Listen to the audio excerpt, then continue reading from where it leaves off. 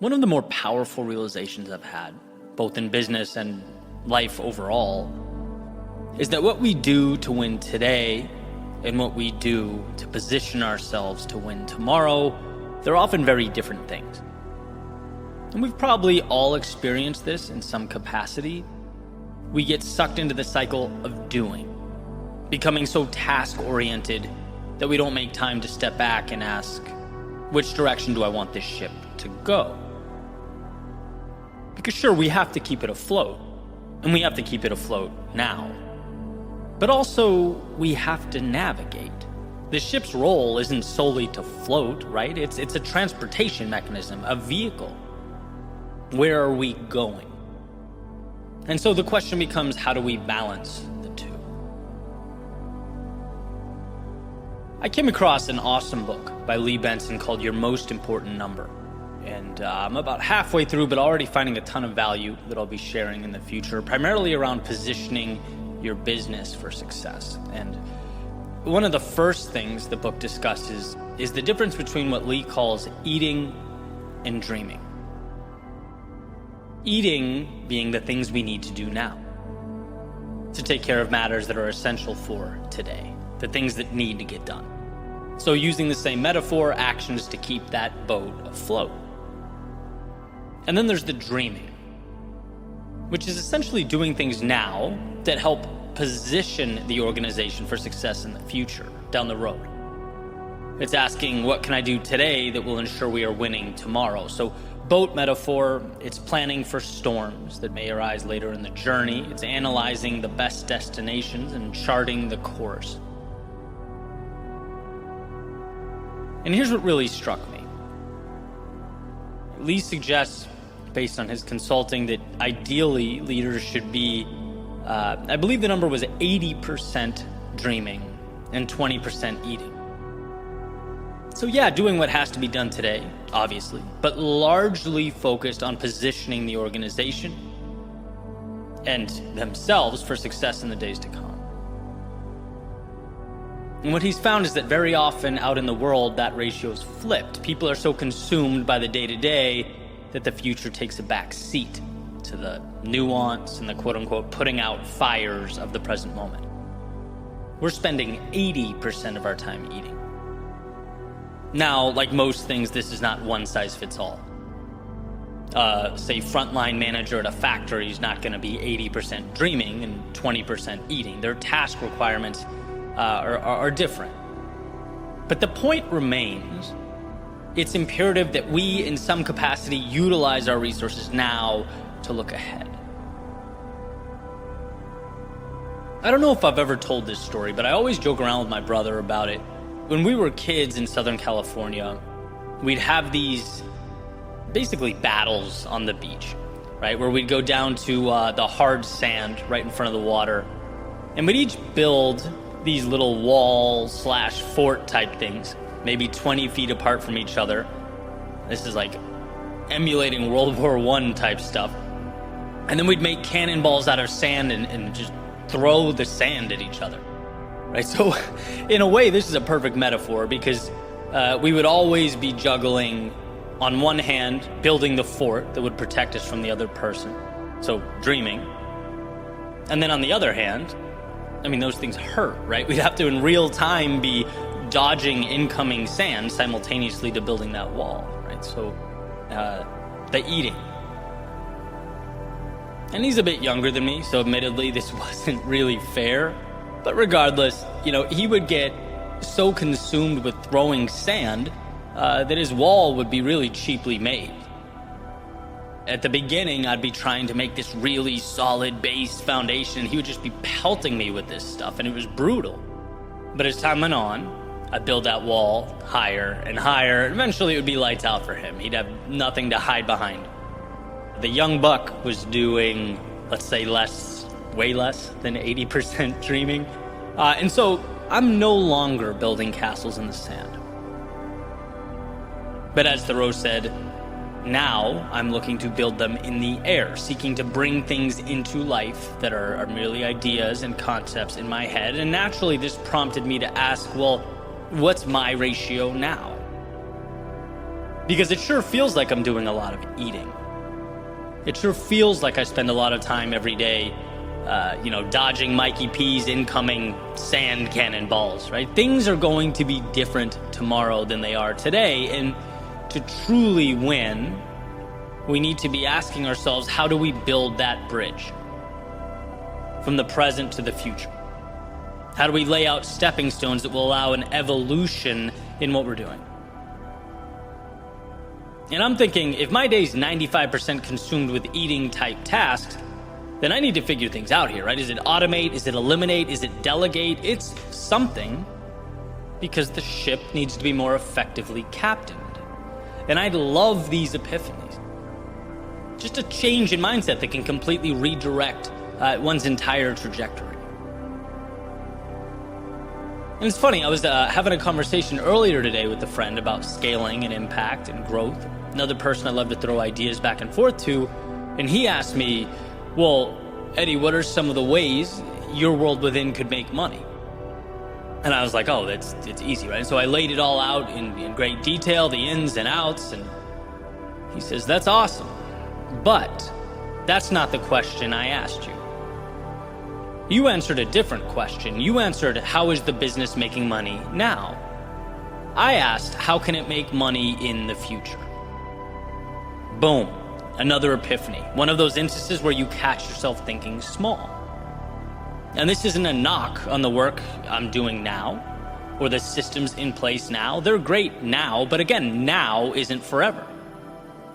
If you have plans to add more value and create more impact, build more things, that has to be baked into your time and resource allocation. We all have to eat because we don't want to starve, but we also have to dream. Because if we're unable to look ahead, we simply will not be equipped to handle the turbulence of tomorrow, right? There's a duality to this game. And I think the ratio with which we're juggling the two deserves consistent attention and examination. Now, yeah, life is seasonal. There are times where keeping that ship afloat takes everything we have. But it's understanding that that is a season and not the way things are. Dreaming allows us to start moving in the right direction, even if it's one small step at a time. Building today piece by piece, something we can stand on tomorrow, a staircase to the version 2.0 and 3.0 and 4.0. The future depends on what we do today, and so we must create space for that seed to grow. We must chart the course and captain the ship to the next horizon.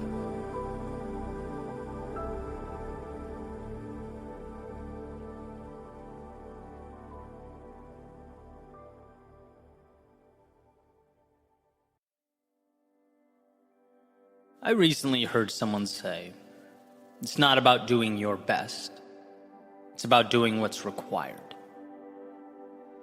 Are they different? Very. Here's my take. Doing your best has an emotional component attached to it. It's subjective. What exactly is your best? Well, it's a story that you tell yourself. A narrative opening the door to limitation. I've always found that when we put our backs against the wall and venture into scenarios where it's essential that we get something done, we somehow always find a way. When we leave no plan B for ourselves, we are required to make plan A work.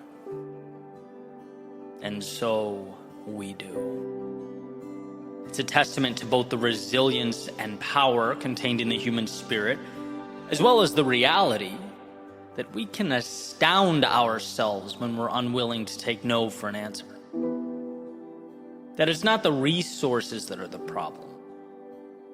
It's usually our unwillingness to move forward into the dark, our hesitance to try, explore, test, build, and rebuild. Actions that are surprisingly unrelated to one's best and have everything to do with accepting nothing less than an identified outcome. One of the reasons I fell in love with the sport of running is because it reinforced this notion in my life. It became the template with which I could repeatedly amaze myself. I talk a lot about earning confidence, and oh, how I earned it. Step by step, mile by mile, day by day, in the sun, in the rain, in the desert, in the woods, through city streets, all over the country and the world, I came to understand the relationship between the turbulence of now and the satisfaction of later. It was on those days I'd push beyond my usual level of comfort, when that cloud of pain and agony would hover over me. I couldn't even really point to where my body hurt. It just all seemed to come together into this one giant hell, and to learn that I could not only endure that, but grow in those moments. To see myself rise above any preconceived notion or understanding of best in order to defeat my demons, conquer the day's objective, it changes the way you see yourself in the world. Now, could onlookers be tempted to call these self-created goals arbitrary, even unnecessary?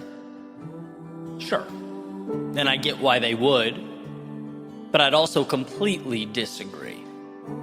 Those days were a masterclass in doing what is necessary.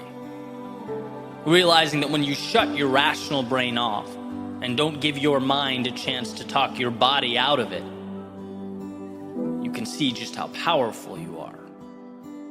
You realize that story of your best is nothing more than a house built on sand. Life is not about that story you've told yourself. It's not about your personal records and peak performances, what you think you can do or how far you think you might be able to go. It's about not stopping in the moments when it hurts. Doing what is required, a decision that compounds over time to create what was once impossible. One of my favorite quotes is by Admiral William McRaven, an absolute hero of mine. And funny enough, he says, if you want to change the world, you must be your very best in your darkest moments. And what a beautiful idea, to rise when life presents its periods of turbulence.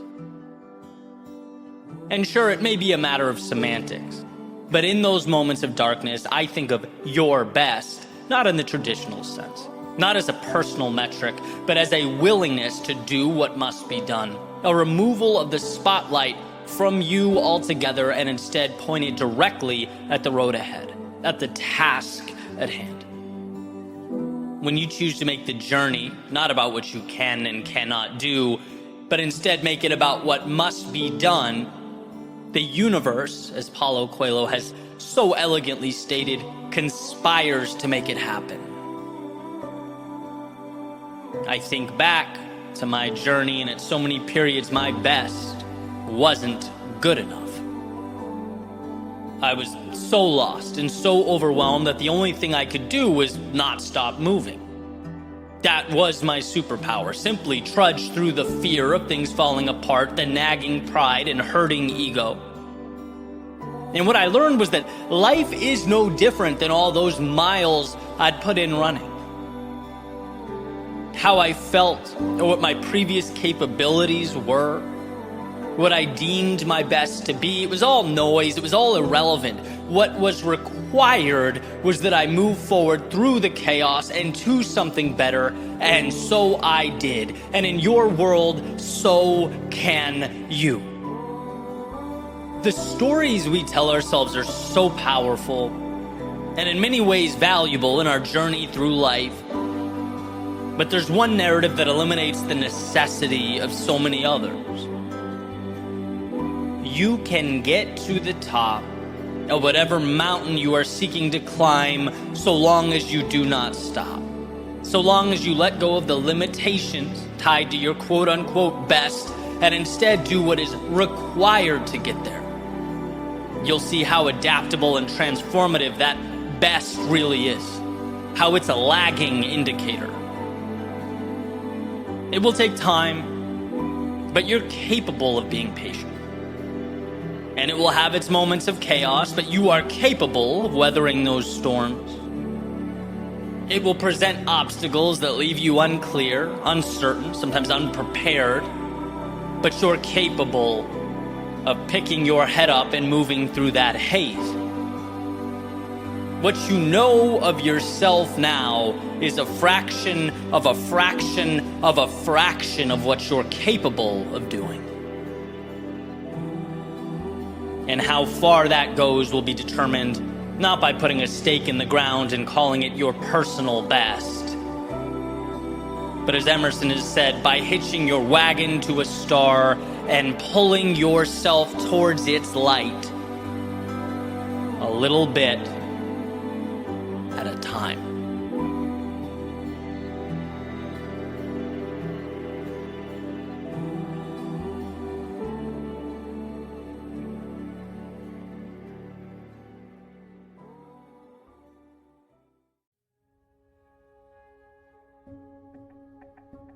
The ability to find calm amidst chaos is a superpower.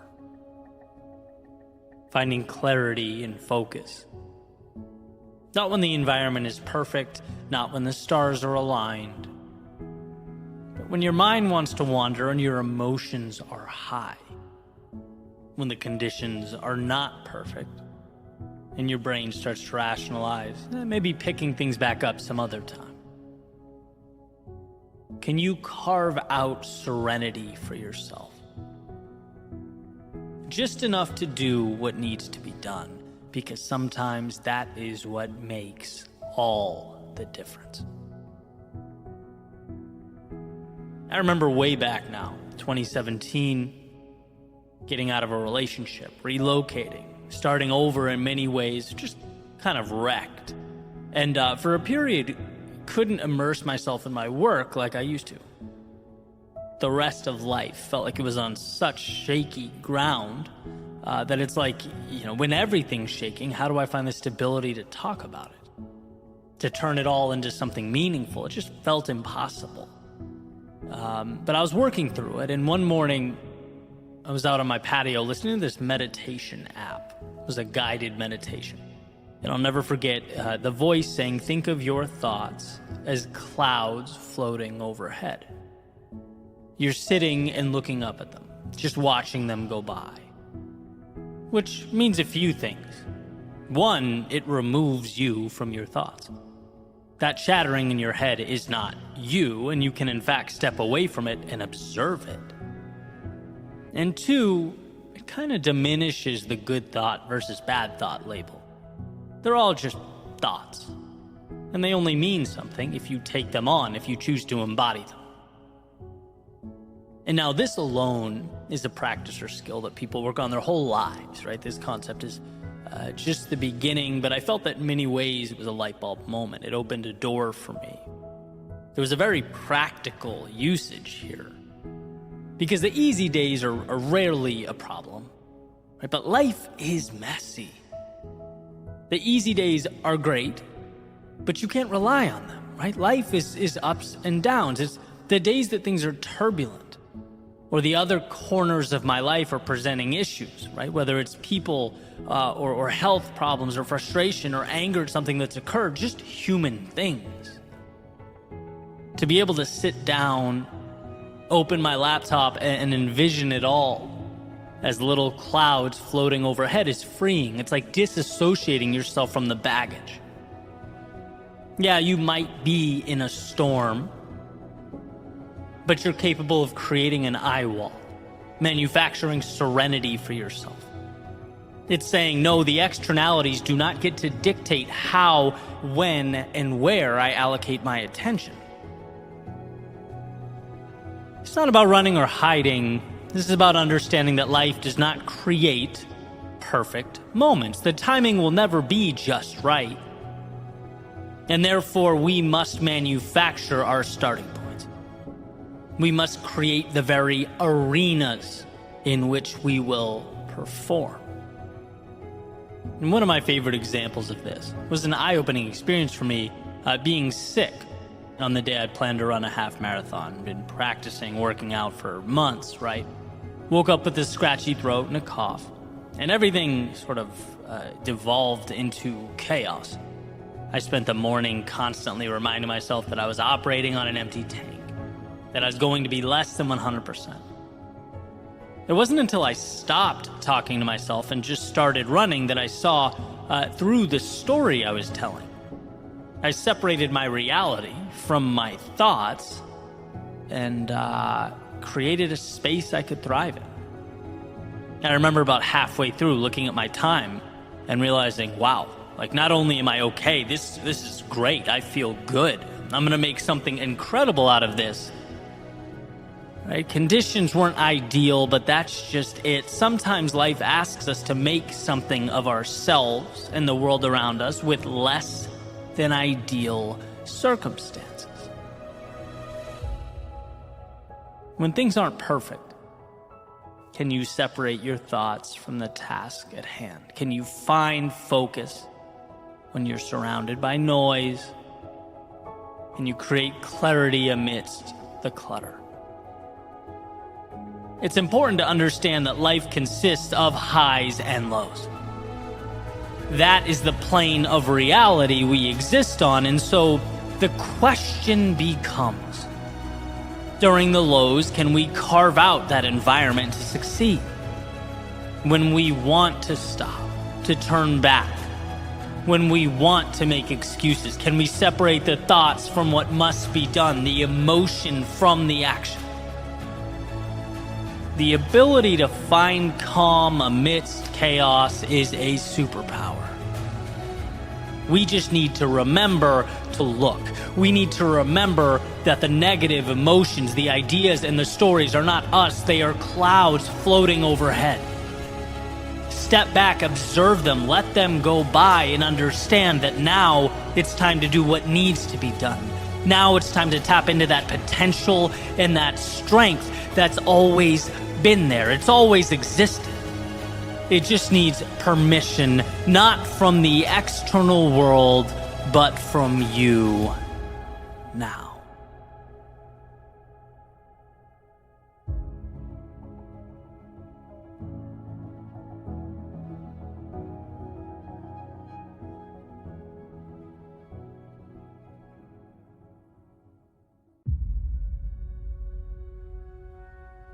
If you have the ability to love yourself first. Charles Bukowski. So last week I was in Utah, and while I was there I did some guided breath work, which I'd never done before, and honestly was a little skeptical at first. But I try and keep an open mind and gave it a shot. I'm happy I did. It ended up potentially being one of the most important things I've ever done. And I want to share why. Because this breakthrough or aha moment, if you will, was exactly what I needed when I needed to hear it. So this episode's going to be a little different than usual, but I feel compelled to pass it along. So to set the scene, I arrived with a friend of mine to the instructor, Jen's location. She gave us an overview, kind of explaining what the next hour is going to look like, and handed me a notebook to write down my goal for the session. And the notebook becomes pretty important as the story goes on. But I opened it and I wrote what I'd like to use this session to reflect on. It happened to be the walls that I have a tendency to build around myself, right? That day, that felt like the most pertinent obstacle in my life. I saw it as an opportunity to push back against that reality that human beings love to create normal and then latch onto it. And that's not ideal, because when we do that, we stop looking for places to grow. We stop pushing. We stop seeking to live life to the fullest. In other words, we settle. And so I wrote that down. I closed the notebook, laid back on this incredible fuzzy blanket, and the music got turned on. We began the breathing pattern. In, out, out. Jen started guiding us, verbally taking us back to a conversation with our younger selves. The journey had begun. And this is the part where things get really interesting, because my thoughts really did feel like some strange mix of dreaming and hallucinating, just from breath work. But at some point, she referenced the need to let go and said the words, we weren't meant to suffer or hold on to suffering. And that really cut deep, because I know there are so many places where I've rationalized continuous suffering in my life. I'd speculate that in some way, we all do. When the hard thing or the uncomfortable thing, when they stop being stepping stones and instead just become the way things are, becomes a concession. Hey, this doesn't feel good, but it's my life. This person holds me down, but it's how things are. I don't like doing this every day. It eats at me, but hey, life, am I right? That's learned helplessness. It hides in the corners and the nooks and crannies of life, subtle enough that we don't give it much thought. And I imagined very vividly climbing down a ladder placed on the edge of this dark canyon that went straight down. Down, down, down. Everything, my entire landscape was black and white. There was zero color, except for the rays of light barely visible at the bottom. All the way down as I descended into the canyon. The colors, they'd get a little stronger, a little brighter, as if every step put a little more vibrance into my life. Each move down made things a little clearer, the ladder becoming quicker and quicker, eventually turning into a slide that brought me down to the base of the canyon, where upon landing and standing up, everything was illuminated. Fields of sunflowers, waterfalls, birds chirping, the sun shining, and it was there in that moment I realized my intention for the class, the one I wrote down in that little notebook, well, it missed the mark. Not in the sense of being incorrect or wrong necessarily, but it simply wasn't enough. See, at the root of it all, or at the bottom of that canyon, existed life with the courage to love yourself. Not just accept yourself, not just be okay with your existence, but love yourself. With all your faults and your struggle, with all your mistakes and your history, it became clear to me how much changes when you love with all your heart the person staring back at you in the mirror. The opinions of others, they do not guide your decision making. How could they? How could others know you better than you? In fact, those opinions are part of the black and white landscape to be left behind at the top of the mountain. The consistent suffering you've become accustomed to, the learned helplessness you endure, that's not acceptable to someone who truly loves him or herself. Loving yourself means pushing away that which is not you. It's finding that ladder down to the beautiful world of authenticity and truth, the magic of being aligned with what really matters. And what's funny is, I can talk about breaking down barriers. They should be broken down. I can talk about stepping into fear because it should be confronted. I can talk about finding a way out when we're stuck and a way up when we're down. I can talk about all of that every day of my life. But none of it matters if you don't learn to fully love the reflection in the mirror more than you ever thought you could. Think about the gift you could give to that younger version of yourself. Think about what you could give to those close to you, your family, your friends. Think about what you could do for the world if you left those black and white concessions behind you and lived a life true to yourself. It is, of course, not always easy, but I learned that day that it is the North Star. It's what we build upon. So before we ask how to shape the world around us, maybe we should be asking, how do we embrace the one within us? Maybe we should learn to love ourselves so deeply that those walls don't need to be broken down. Because in time, we'll learn not to build them up in the first place. We'll learn that in a world of black and white, it is acceptance and trust and confidence and love that gives it color.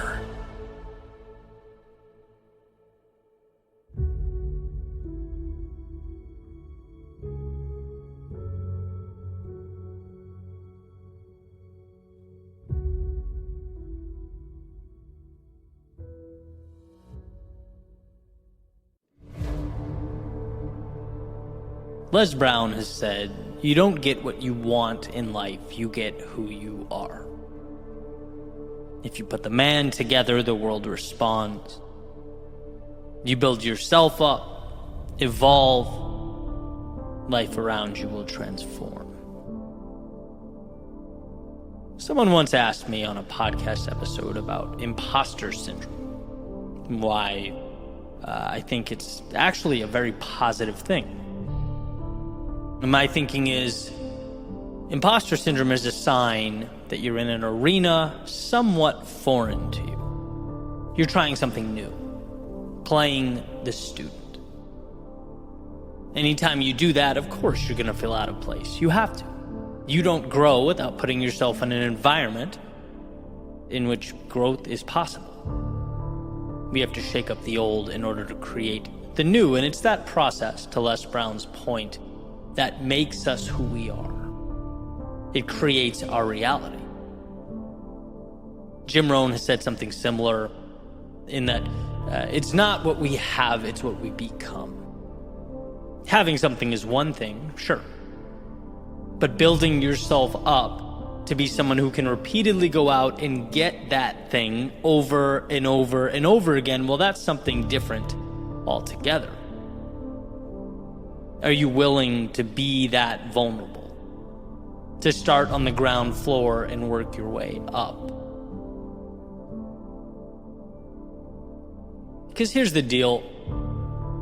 There have been many times where I knew I had to be more than I've ever been in order to obtain something I've never had.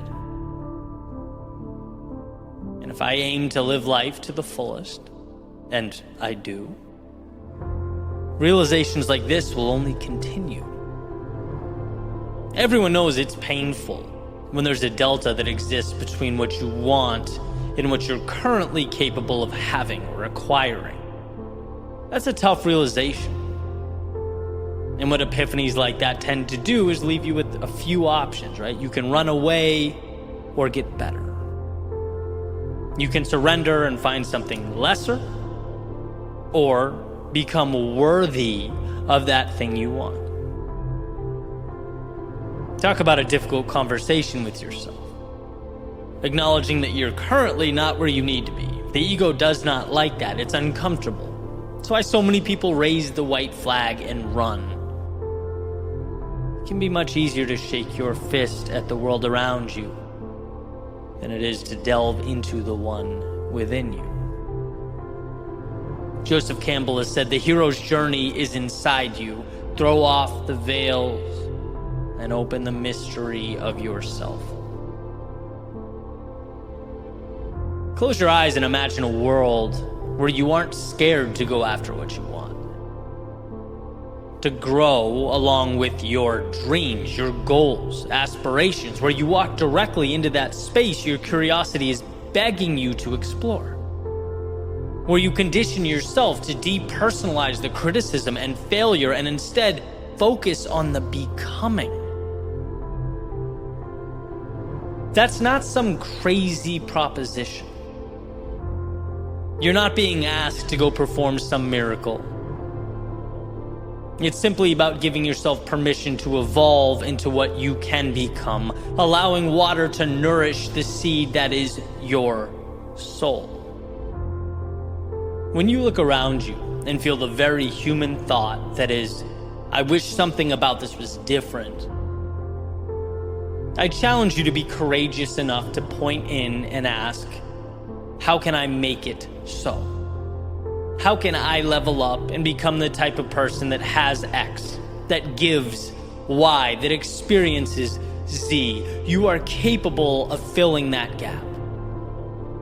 Again, not a negotiation with the world, but an agreement with yourself to accept more discomfort in your life in exchange for the upside that comes with it.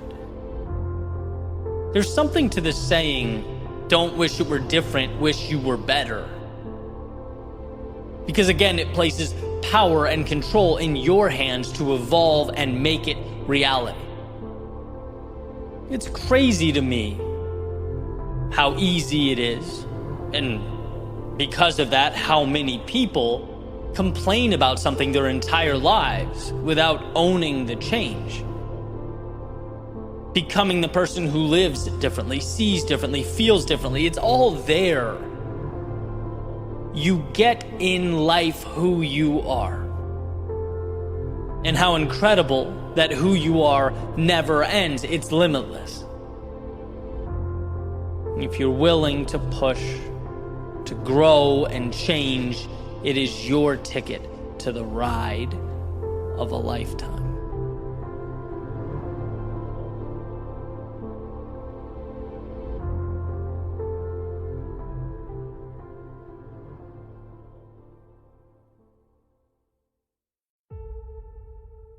I used to separate building up and tearing down as if they were two totally different ideas rather than one perpetual loop. See, energy can neither be created nor destroyed. It simply transfers from one thing to another. We are renting everything in this world, grabbing little pieces of life as we run through it. And what we leave behind in the rear view has the potential to tug at our heartstrings as we see it collapse into the horizon, sure. But it also has to. Yesterday was, in its own way, the beginning, a nurturing parent preparing you for the world of today. Pushing you out the front door, and maybe you don't feel ready, we never do. But things have to go in order for more to arrive. The tearing down is the building up. I have a significant relationship with this idea, letting go. I think because it's personally been one of my greatest adversaries. You know, and the words that escape our lips pull back the curtain on who we are. Humans are just projectors with eyes. As my words escape, the hope is something beautiful will be let in. As I'm sitting here, writing, speaking, I'm thinking about how exciting the prospect of scaling this message, growing this brand, helping more people, adding more value, while simultaneously dancing around the terror of relinquishing some level of creative control with my work. You can't, of course, grow and still do things how you did them in a one-bedroom apartment in 2014. This isn't new.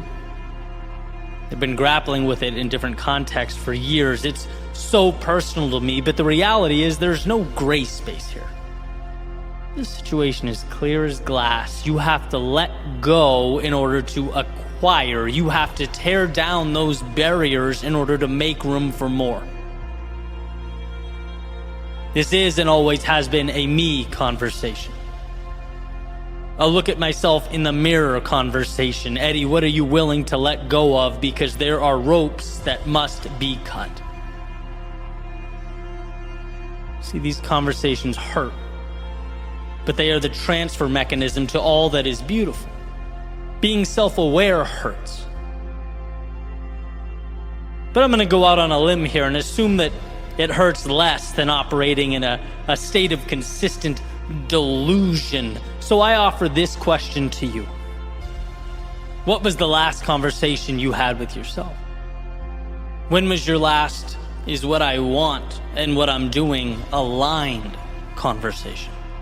When was your last "am I holding on to too much" conversation? Your last "if I want parts of me to be reborn, am I willing to let the unnecessary things die" conversation?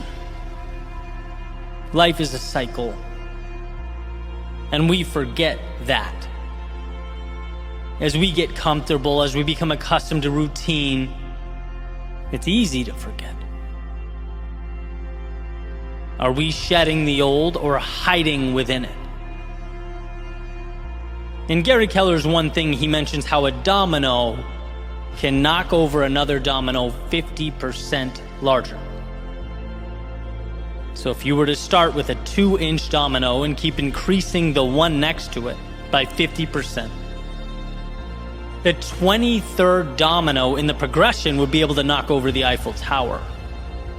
The 31st would be as tall as Everest. The 57th domino would be able to bridge the gap between the Earth and the Moon. See, but it must be understood that it's the 50% growth from domino to domino that makes the difference. If each domino stays the same size, you don't get any remarkable transformation. And in many ways, that's what we do. We want the moon, but we stay that 2-inch domino. That's my example of holding on to perhaps too many aspects of the creative process. That holding on prevents the 50% jump. For you, the journey before you will be a different one with different characteristics. But the rule's the same. The old dominoes must fall in order to create something new. That energy must be passed on. And it is capable of transferring, this is the important part, to something much bigger than itself. That's why we allow the old to fall. It's not that it's valueless. It's that its value was in setting up the brilliance that now awaits. You can't be afraid to tear down the old, right? We have to seek out that fearlessness that exists within us. It's crippling our growth, diminishing our capacity to live life to the fullest.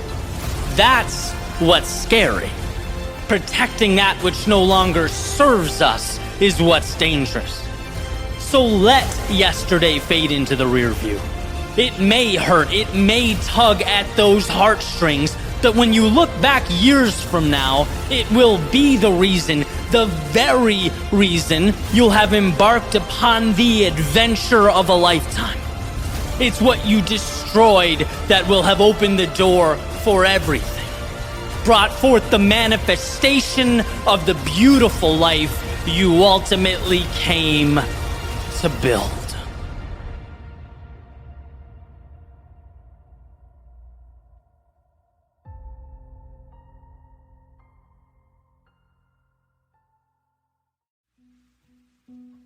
So you've made a decision.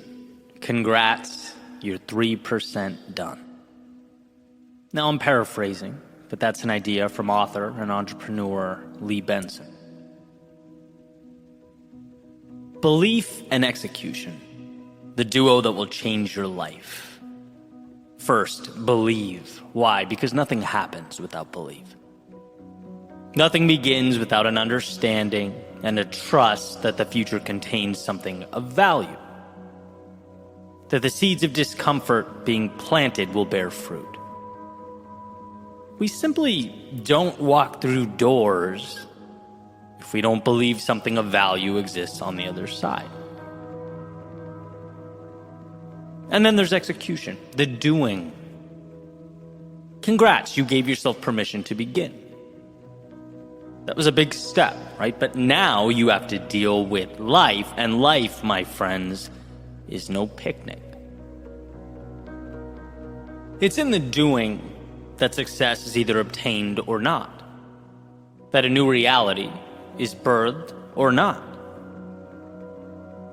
In the book, Your Most Important Number, Lee Benson has said, so you've made a decision, congrats, you're 3% done.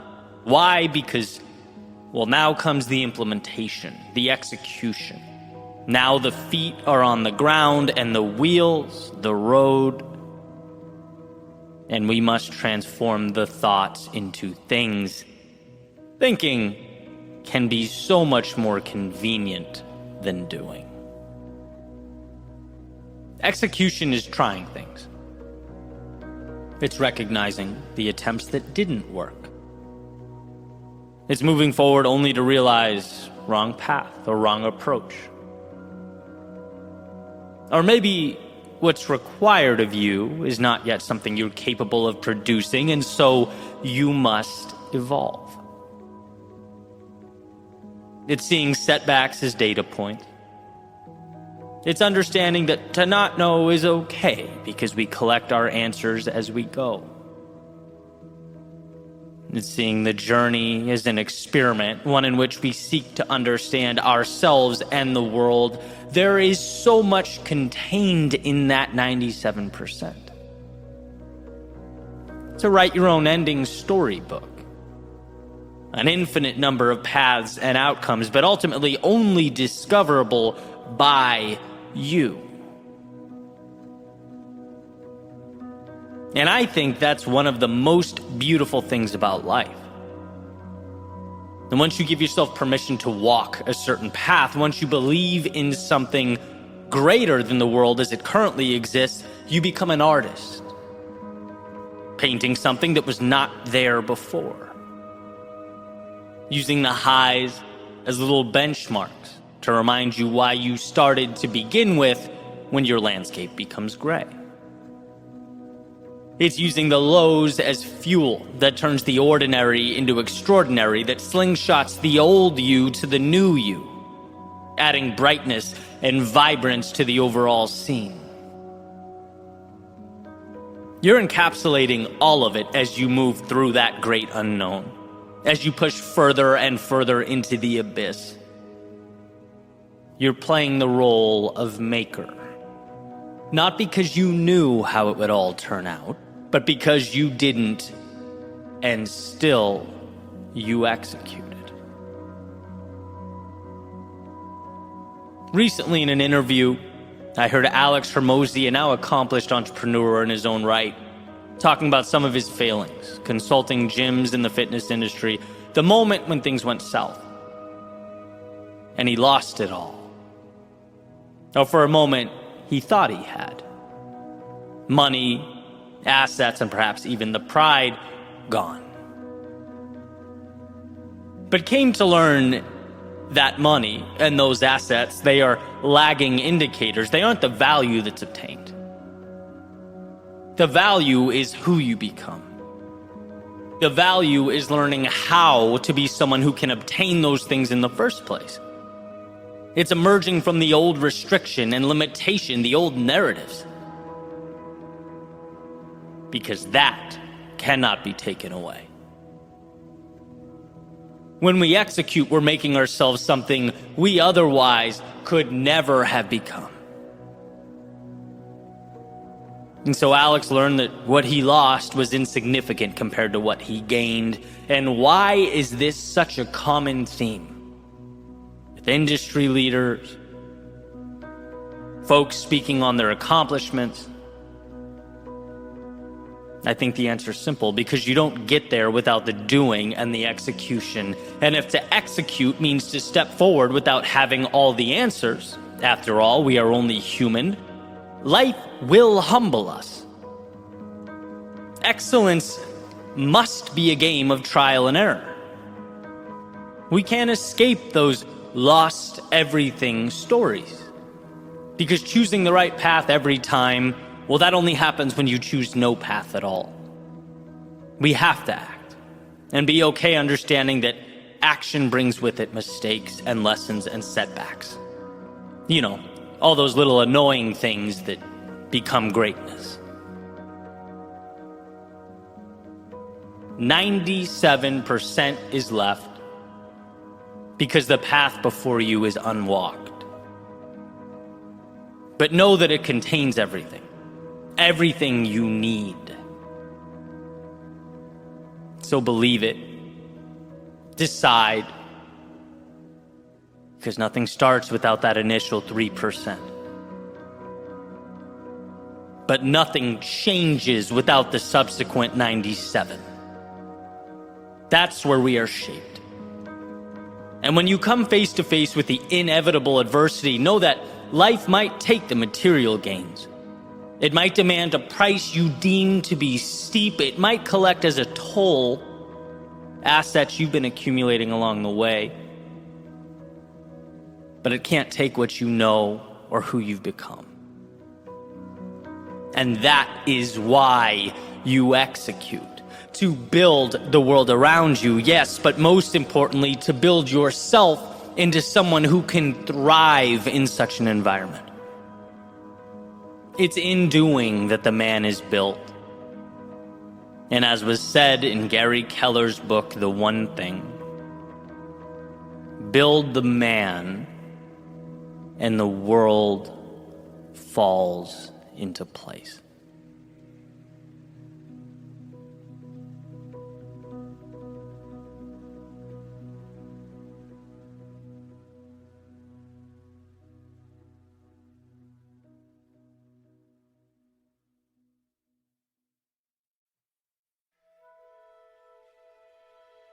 One of my favorite anecdotes or mantras is work hard in silence, let success be your noise.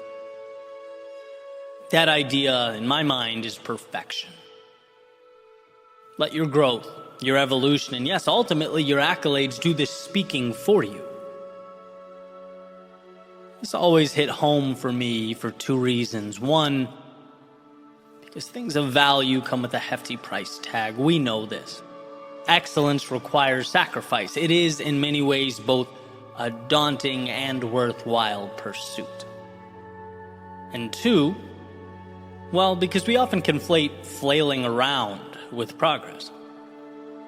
In fact, some of my favorite books, whether it be Deep Work by Cal Newport, Relentless by Tim Grover, The Obstacle is the Way by Ryan Holiday, part of what captivates me with these is the emphasis on what we are willing to do in silence, behind the scenes. That's where true meaning and value materializes.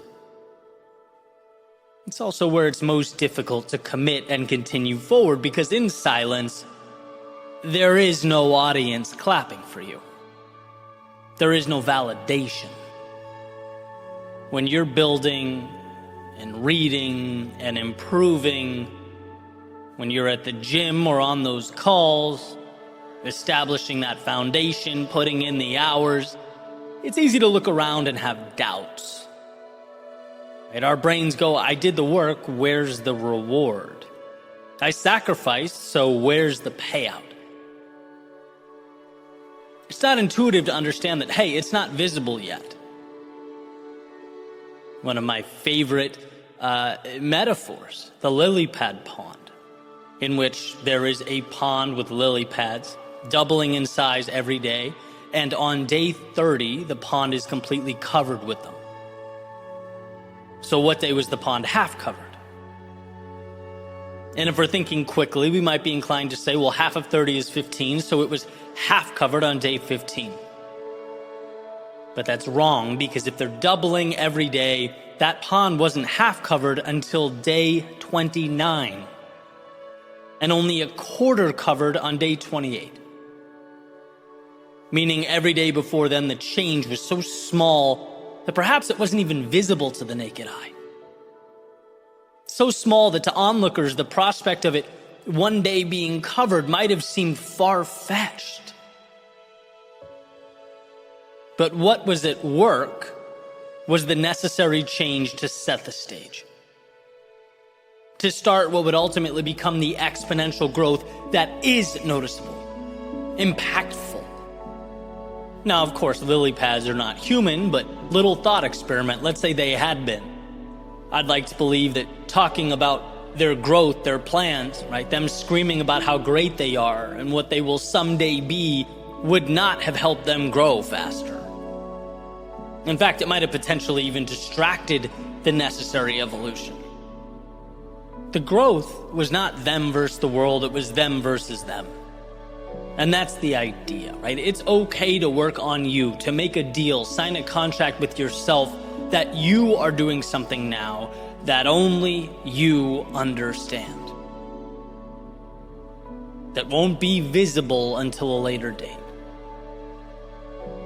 Let success be your noise, because there's often zero correlation between the loudest person and the one making the greatest impact.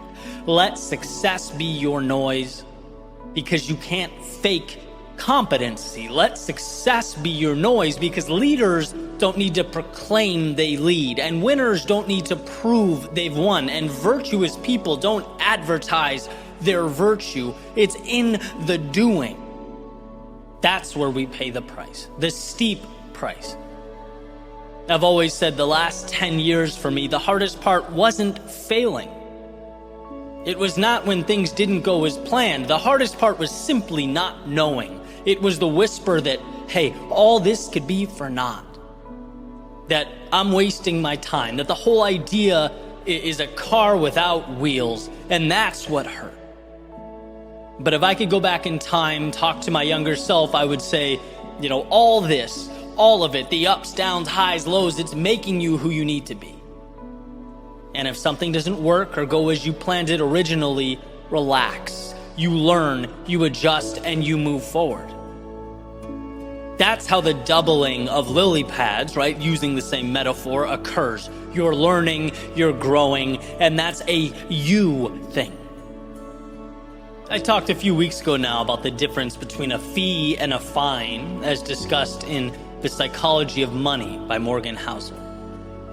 The weight of not knowing, it isn't a fine, it's not a penalty, it's the fee. It's the cost to get into the show, the ticket to something greater. But you have to walk through that door. Again, it's a decision, it's personal, it's a commitment. It's nothing that screaming and seeking attention brings. You have to trust yourself, believe in yourself, right? Your effort is doubling in size. It's compounding exponentially, and you don't need to convince others. You need to stay consistent and build yourself up until the world has to notice. Trust the mission you're on. As long as you're, one, moving forward, and two, learning and adjusting, you are destined for something greater. By committing, you have stacked the deck. By believing in yourself, you have rigged the game. It's about hearing and believing that voice that says, there's more in store for those who take it. And you are capable of that. That's the decision that will ultimately ring so loud, it will echo through time.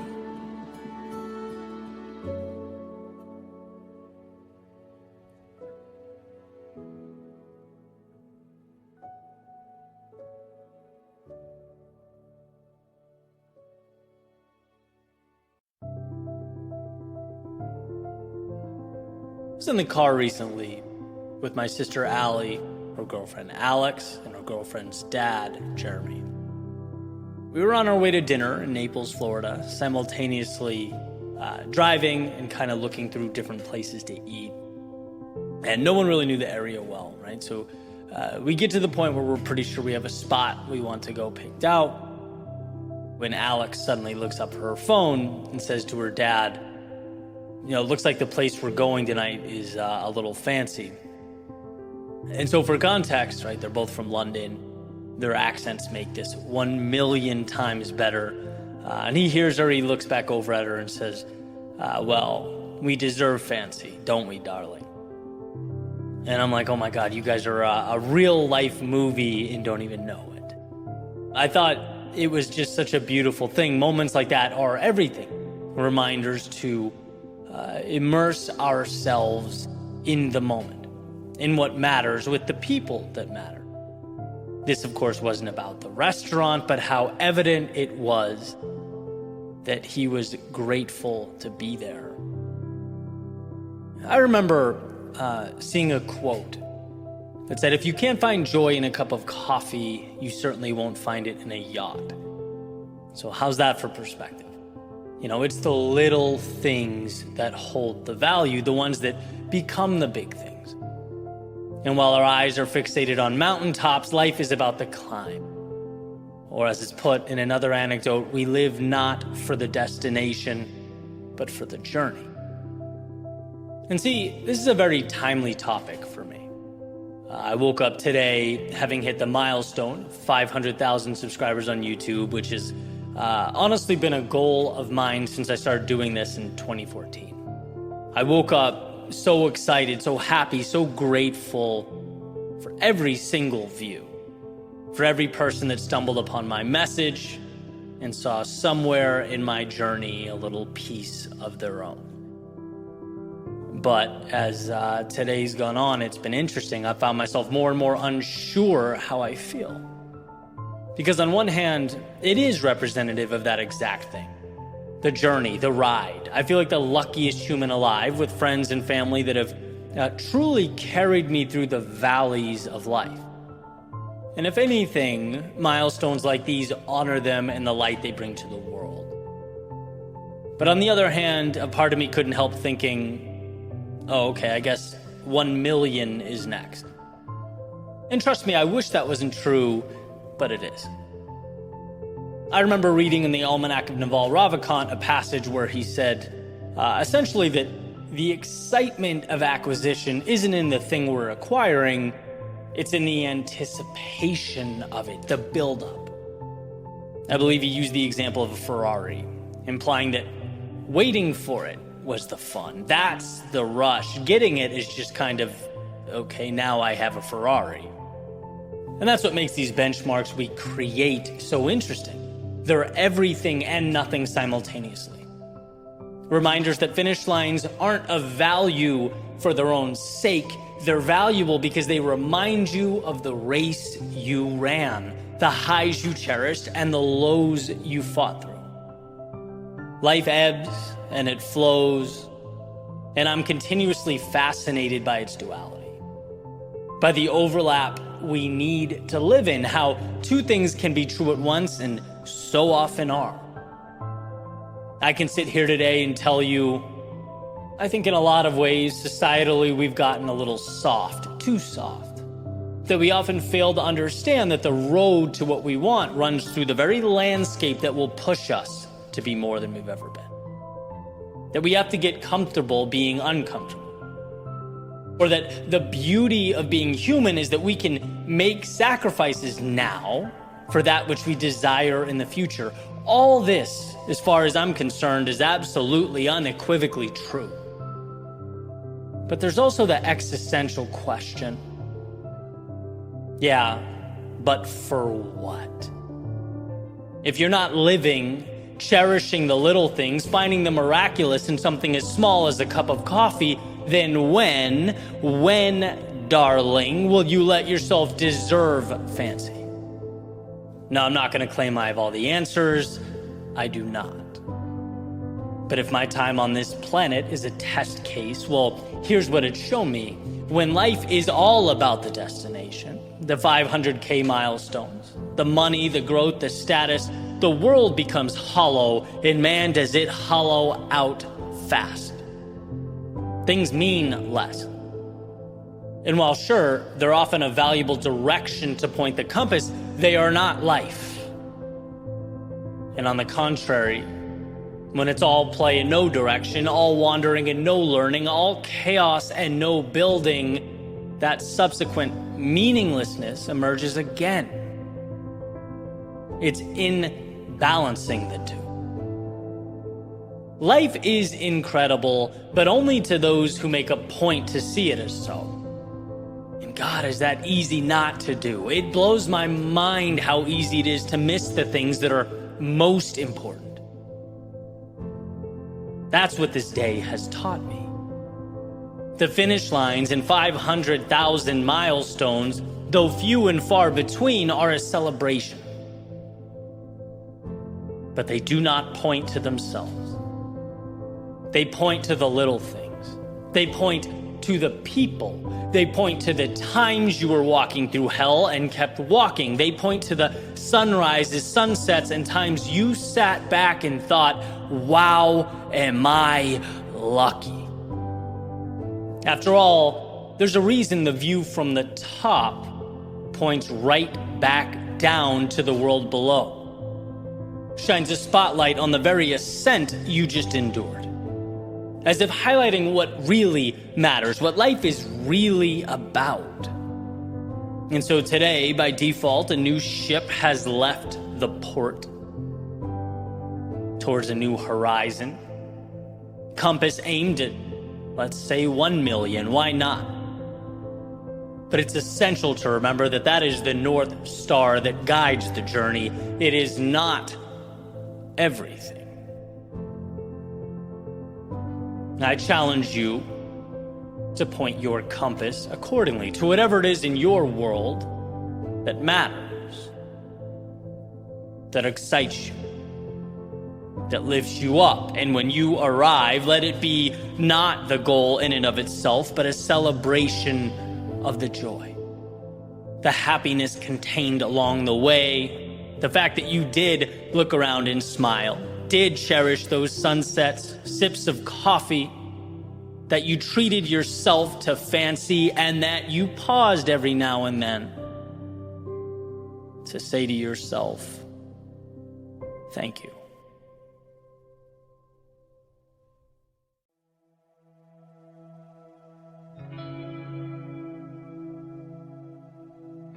I remember running one day. This was years ago now. I lived a little bit further south, was jogging down the Hollywood Beach boardwalk. And that particular day happened to be a struggle. I think I just underestimated the heat and, felt beat up on my way back. But as I was passing all these people who were walking on the boardwalk, some going to the beach, some were going to get food, everyone was kind of doing their thing, I just remember thinking how funny it was that in that, that 1 second glance that happens between two people as they pass one another, that no one I was passing knew how awful I felt. And they'd never know.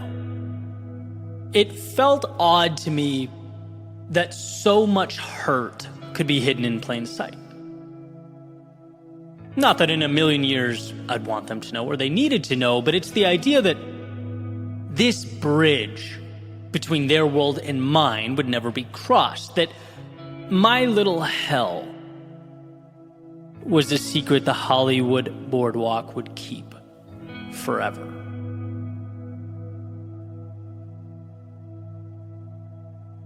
In a way, it's kind of crazy to think about.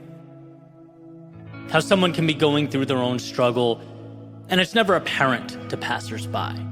Right? Think about that. The vast majority of chaos on planet Earth, it goes unseen. Everyone's just kind of carrying around their own invisible burdens. That Hollywood boardwalk probably keeps more secrets than I can comprehend. And I've talked about this before, how over time, one of my biggest mental shifts was detaching from this notion that everyone has it all figured out and I'm the one stumbling through. Everyone else jumps out of bed, excited, screaming, let's go world, let's do this, right? Well, I dealt with my unease and my concerns. And that's just wrong, right? Yeah, there's certainly variability in everyone's problems. We're not all the same. But everyone is climbing their own mountain. Everyone has their own cross to bear. I remember a quote from Viktor Frankl. He said, "To draw an analogy, a man's suffering is similar to the behavior of a gas. If a certain quantity of gas is pumped into an empty chamber, it will fill the chamber completely and evenly, no matter how big the chamber. Thus, suffering completely fills the human soul and conscious mind, no matter whether the suffering is great or little. Therefore, the size of human suffering is absolutely relative." Eye-opening message. Relative and felt by all. See, there's two things I take from this. First, and probably the most obvious, I think it calls for us to be more compassionate to others, at least as much as we can. I've fallen short here plenty of times, we all do, but it reminds us that it should be a North Star. And two, there's a pragmatic element here, signifying that very rarely is what goes on around us about us. Very rarely is it personal. Because often our first instinct is to assign intentionality to things that happen around us. How could this happen to me? How could they do this to me? And in truth, it's just not about you. Again, the deepest, most complex aspects of human beings are invisible to everyone but the person they're happening to. Everyone is, to some extent, running down their own boardwalk on a hot summer day. So going back to that example, let's make up a scenario. Let's say I clumsily bumped into someone, ran too close to them. They could think jerk. They could think get in your lane. They could think pay attention, have some respect, I'm walking here. But would that situation be the product of my disrespect? Or would it be the fact that I'm exhausted, that I'm hot, that I'm dehydrated and only counting steps in my head?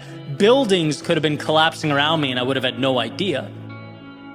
I'm focused on making it through. See, there's value in understanding this. So much value. The world is not working against you. It's comprised of 8 billion souls with different movies playing in their heads. And you can get more from it when you understand that. You can be more valuable when you understand that. You can give yourself more grace when you understand that. People cannot see your pain and you can't see theirs. But it is a shackle being removed to take life's events less personally, less seriously even. As you create something beautiful in your own world, understand that there are no true adversaries. I remember reading in the Four Agreements a while back, and this is kind of a sloppy paraphrasing, but people don't do things because of you. They do things because of themselves. And so, as you run your race, as you make your way into the world, understand that everything around you is assigned value by you. And those passers-by aren't for or against you. They are in the midst of various personal journeys, trying to run their own races, as are you. Look, the sun is hot. That humidity can be suffocating. The path laid out before you is long. These are tough obstacles that you have to overcome, that we all have to overcome. And in time you will. But don't create additional adversaries that do not exist. Don't imprison yourself with stories that don't hold up. It's not all about you. And understanding that, as it turns out, can be what makes all the difference.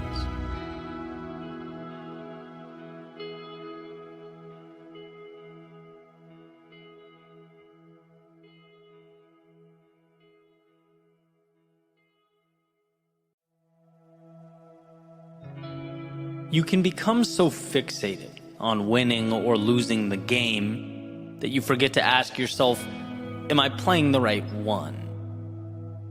Is this my game?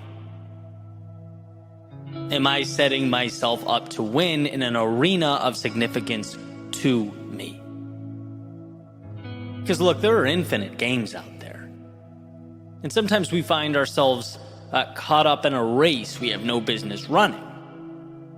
Meaning it doesn't really do anything for us. It's not where we want to be or should be.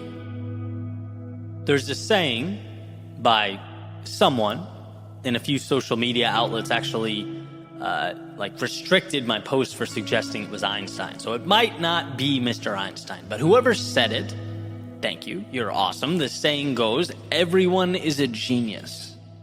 But if you judge a fish by its ability to climb a tree, it will live its whole life believing it's stupid. Now, there are a lot of us fish out there attempting to climb trees as we speak, wondering why we're not where we want to be.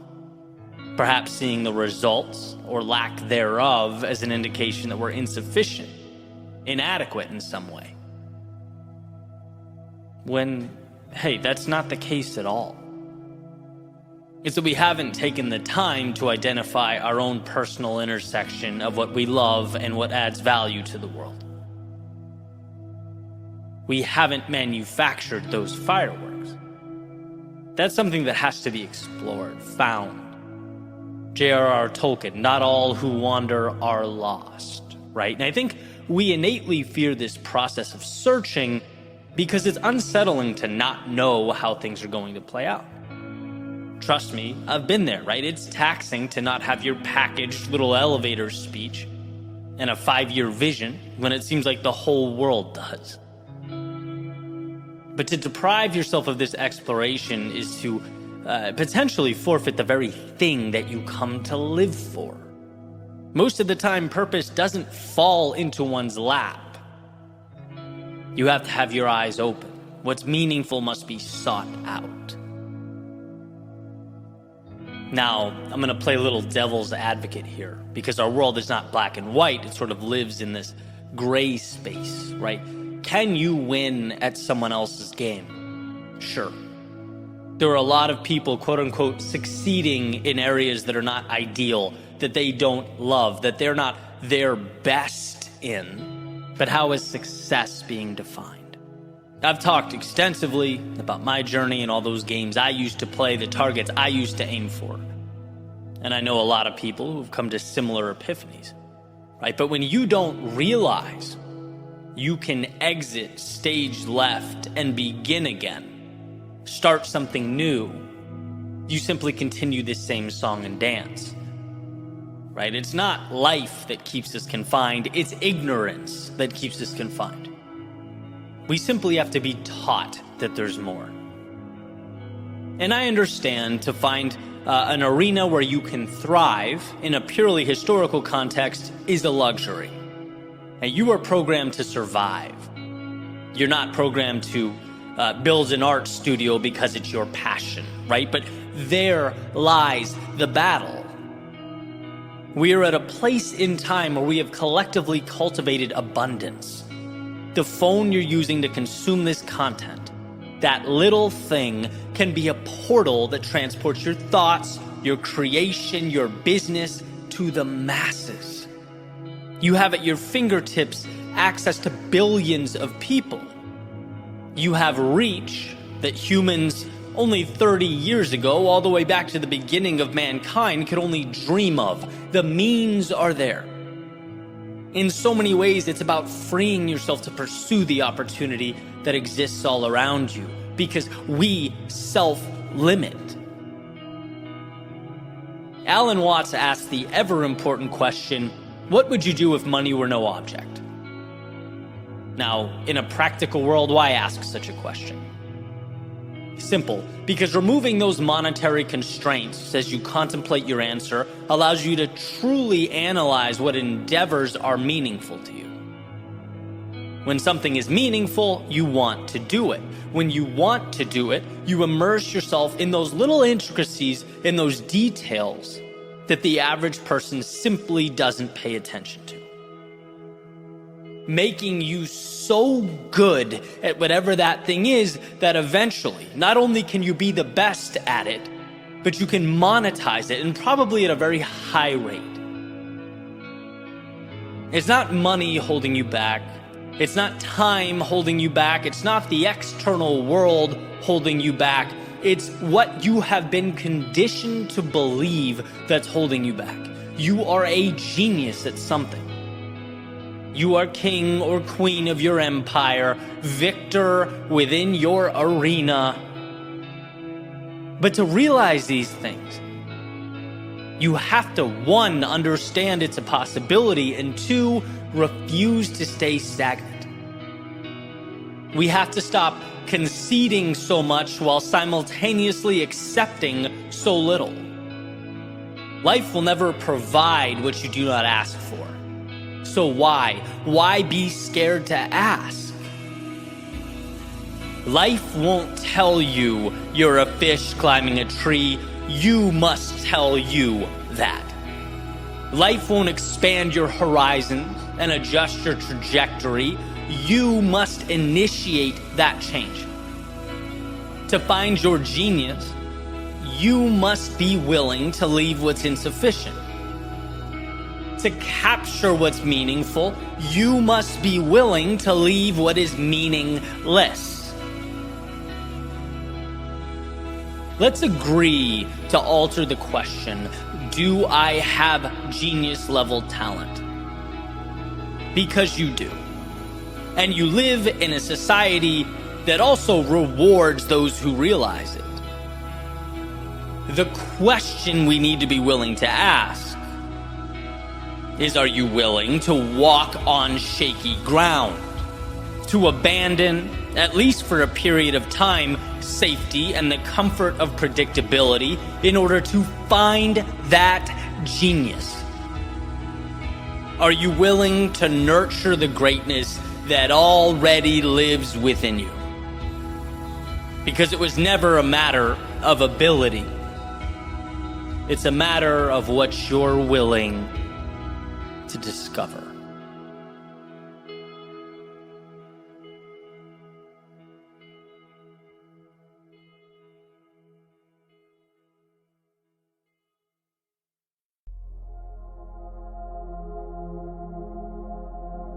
Thoreau said that most men lead lives of quiet desperation and go to the grave with the song still in them. Probably an astute observation, as most death is potential put to rest. Most stories were stories about what could have been. Perhaps simply because it's easier on the ego to talk about what life could have looked like if you cared enough to shape it than to have actually put skin in the game and fallen short. But there lies the misconception. To step into life's chaos with the hopes of taming it is why we're here. And yeah, obviously it hurts to fail. It hurts to be vulnerable, to put yourself out there. Especially when it seems as though all eyes are on you. But that hurt is a fraction of the hurt Thoreau describes. Falling hurts, but it hurts less than wishing you had the courage to fall. Ridicule, it hurts. But it hurts less than being the one on the sidelines, pointing the finger and simultaneously longing for the courage to take action in their own life. What keeps us from going? What keeps us from building? We know life is short. We know regret is the ultimate pain. We know how much opportunity is out there, so why? Why would we not go? Why would we designate dreaming to sleep? In his famous Man in the Arena speech, Teddy Roosevelt said this: "It is not the critic who counts, not the man who points out how the strong man stumbles or where the doer of deeds could have done better. The credit belongs to the man who is actually in the arena, whose face is marred by dust and sweat and blood, who strives valiantly, who errs and comes up short again and again, because there is no effort without error or shortcoming, but who knows the great enthusiasms, the great devotions, who spends himself in a worthy cause, who at the best knows in the end the triumph of high achievement, and who at worst, if he fails, at least he fails while daring greatly, so that his place shall never be with those cold and timid souls who knew neither victory nor defeat." No one who is content in their own life will go out of their way to bring you down. There was never a critic deeply immersed in their own journey who took the time to mock or scoff at the man in the arena. I think our fear is pointed in the wrong direction. It shouldn't be concentrated on or focused on the opinions of those who have not yet themselves walked through those doors. No, the fear should be letting life go by without ourselves walking through. The fear should be contributing to Thoreau's statistic of quiet desperation, the one most men face. But you are not most men or most women, not because you were given some special power or status, but because you decided. You can choose not to be like most people. Basic math, taking into account the number of people in the stands versus the number of people on the stage or court or in the arena, well, it tells a tale of courage. Anyone can sit in the stands. Anyone can. Anyone can, from the nosebleeds, decide whether to clap or point or boo or cheer. But who suits up and enters the game? Who looks at the finitude of life and says, this is my reason to start building, to put it all on the line?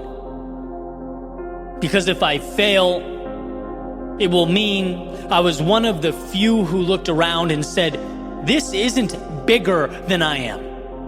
This world is not predefined. It's being built in real time by those willing to walk through the doors and step into the arena. Not the critics, but the doers.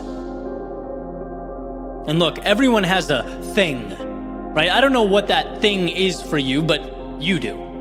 You probably think about it all the time, dream about it every day. You probably know it's where your heart is pulling you.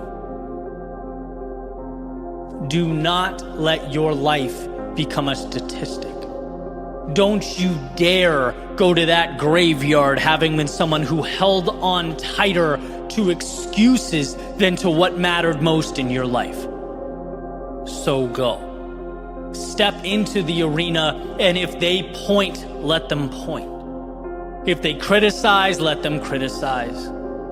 Your concern isn't with those wishing they had the courage to step through those doors themselves. It's not about them, it's about you. It's about understanding the beauty and the opportunity and the freedom contained in life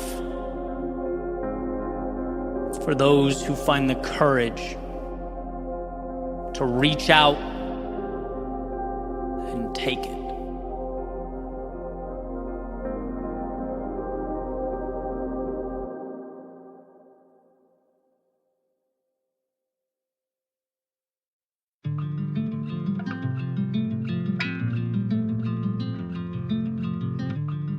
Deciding who you'd like to be most often starts with leaving the parts of you you no longer want to carry around. So reminisce.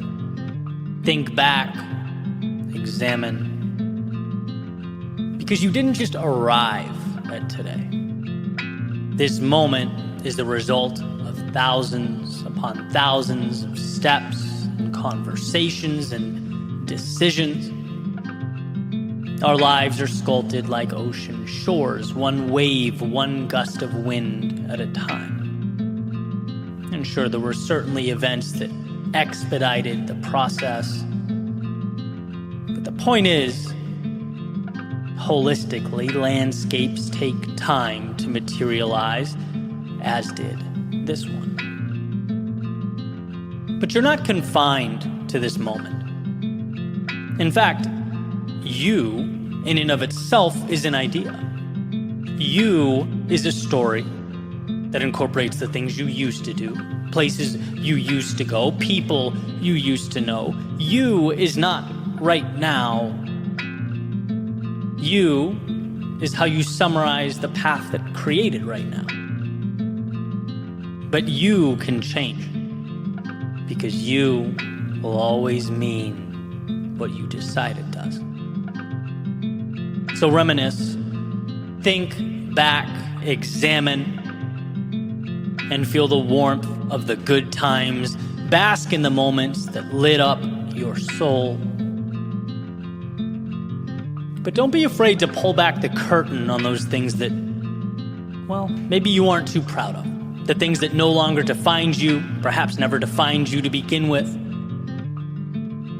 Because see, before we cut ties with those stories and send them out to sea, we must do the hard work of recognizing what they are.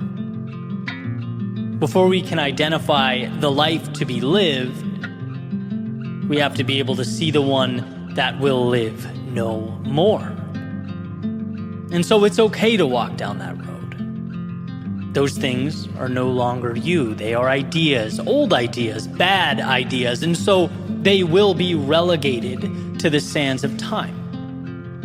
They played their part, as everything does, and now it's time to detach. So reminisce. Think back, examine, grab what you love and let it become your guiding light. Take hold of the meaningful and pour it into the new you, the one you're making now, the one that matters now. You'll need it. Because the old you, it'll try to reemerge. It'll present itself in the shape of old faces with old expectations. Old places connected to old habits, old stories that just don't want to end.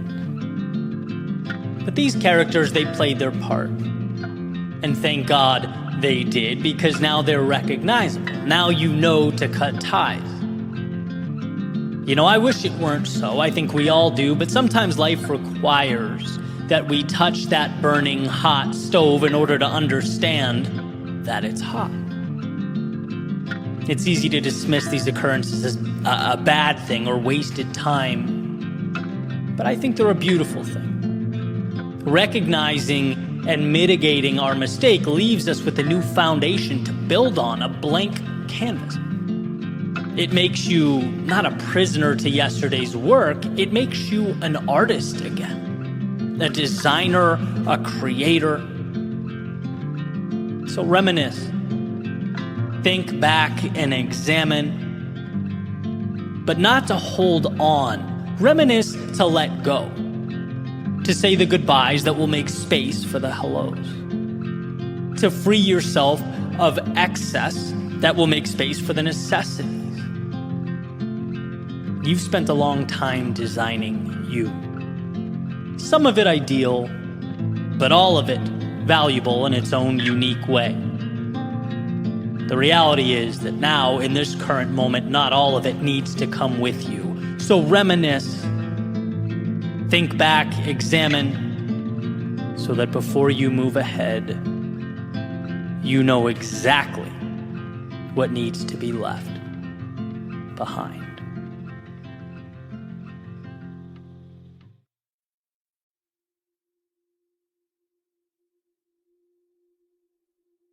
I've always been amazed at how much life can change with a small perspective shift.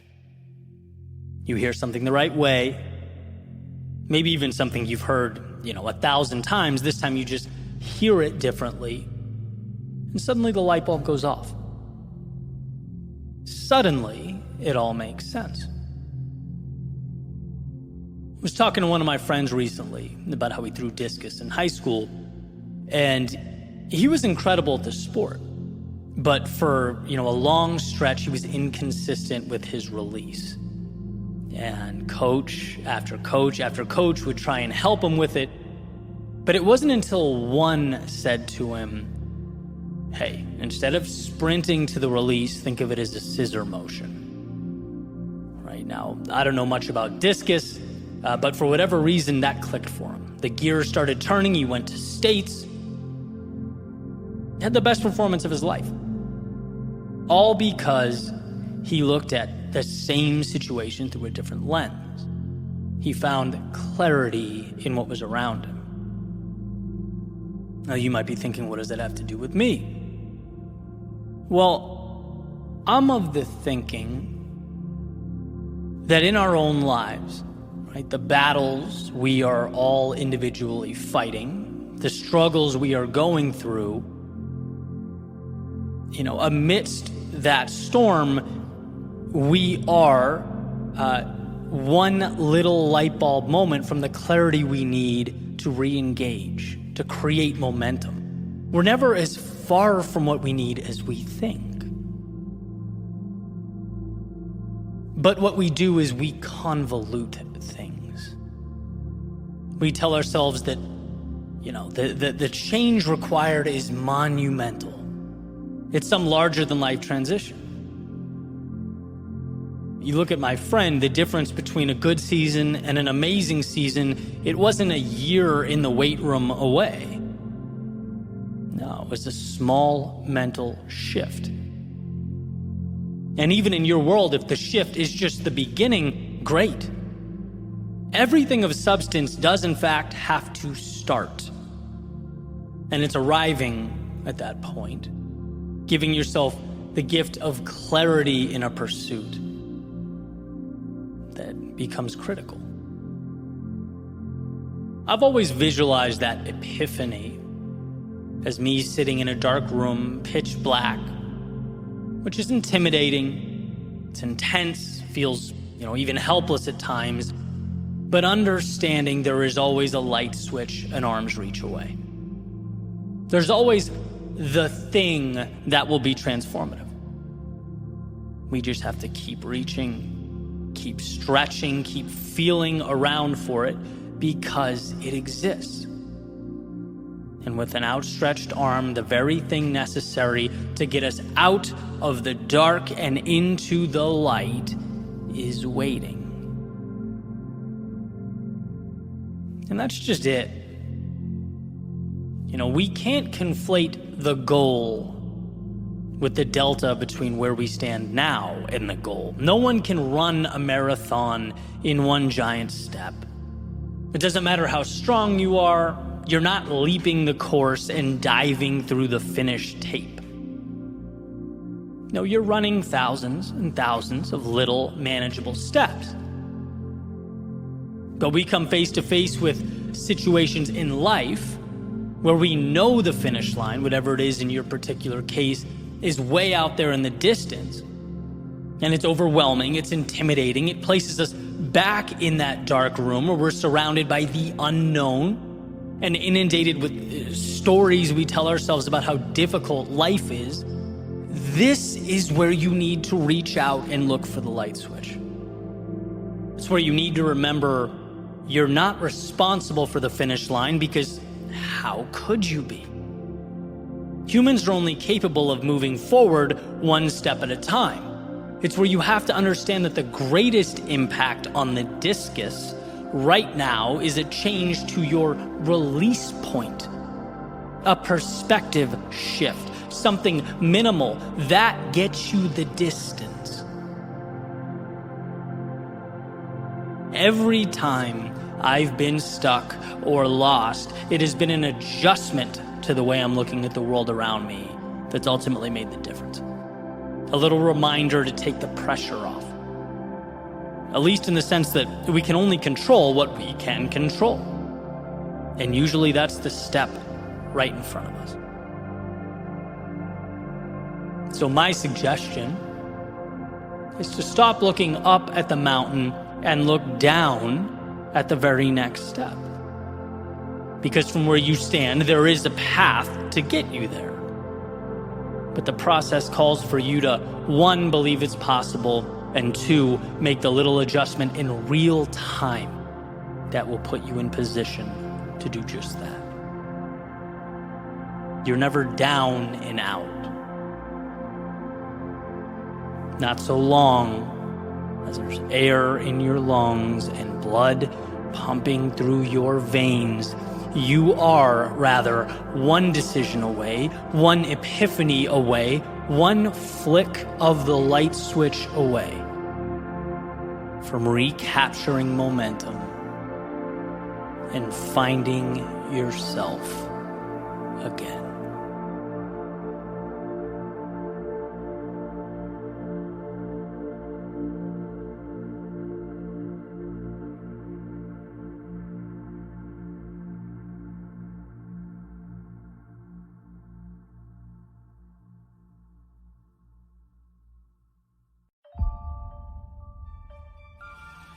You don't have to be perfect. You have to persevere. And they are wildly different. One is a limiting belief that because things are not exactly how you'd like them to be, you've lost. And the other says, look, things will never be exactly how you'd like them to be. So buckle up and make art of the chaos. There's something to the notion that the last one standing gets the prize. Why? Well, because when life presented obstacles, he became a capable navigator. When life became convoluted, she learned to break complex things down into manageable things. When life indicated that his work wasn't enough, he learned not to take it personally, but rather to evolve. The rest of them, though, went home, disappointed that they didn't meet some standard of perfection. Look, you don't have to be perfect, but you do have to be in motion. You do have to be going. It's amazing what we find when our feet are moving. It's incredible what we think of when presented with new stimuli. As if the castle doors have been opened, inviting in the little pieces of life that will be made into new stories and transformed into new possibilities. Imperfect brilliance. So how does one win? Well, he scoffs at the idea of perfection and stumbles instead into meaning. It's Tolkien, not all who wander are lost. Life is an experiment, and my friends, experiments cannot be perfect. So who wins the game of life? Perhaps it's the one who can find out what not to do the fastest.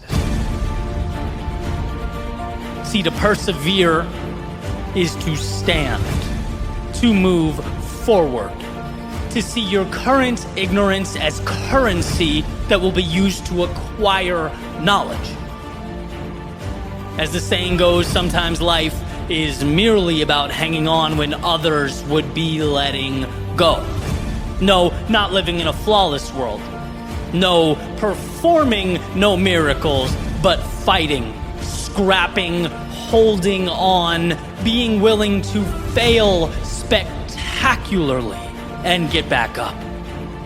Those are the occurrences, the stories worth remembering. So why is life a courage game? It's a courage game because getting what you've never had means doing what you've never done. And doing what you've never done, well, cue the circus music. It isn't always beautiful. At least not until we're able to look back. And when that time comes, and you smile and reflect on the journey, the change you've created, I guarantee it won't be because you minimized the bumps and the bruises along the way. It won't be because you were afraid to scrape your knees.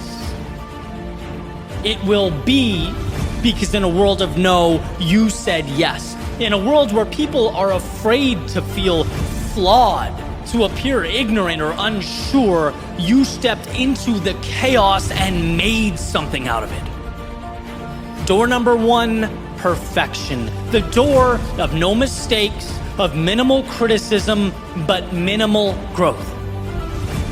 Door number 2, the door of perseverance, the door of humility, vulnerability. Yeah, chaos, but also upside. And so the question remains, which one will you walk through? Which step is going to mark the beginning of the rest of your life?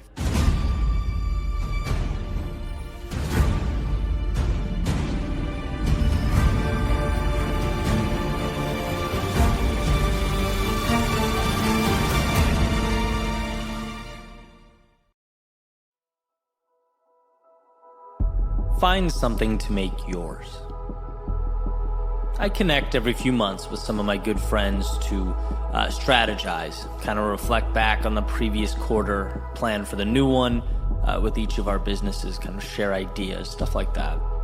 And I was chatting with my friend Keith about life before he found success in what he's doing now, the struggle and the turbulence he faced, as well as ultimately his decision, and that's entirely what it was, to turn things around. And I've talked about his backstory before, so I'm not going to get too much into it, but essentially he grew up in a very negative environment, dealt with a ton of adversity, but got through it. Started his own national business, installing and repairing commercial pizza ovens, and the guy's just crushing it. And, you know, our conversation in that moment wasn't so much about the doing, it was more on the overcoming and how mentally we had to recreate ourselves to have any chance of moving beyond what we knew. I've talked about it a little before. Kids are simply not taught in school how to thrive, how to build, how to ask more of themselves in the world. They're taught to follow instructions, to do what they need to do in order to pass the exam, to progress to the next level.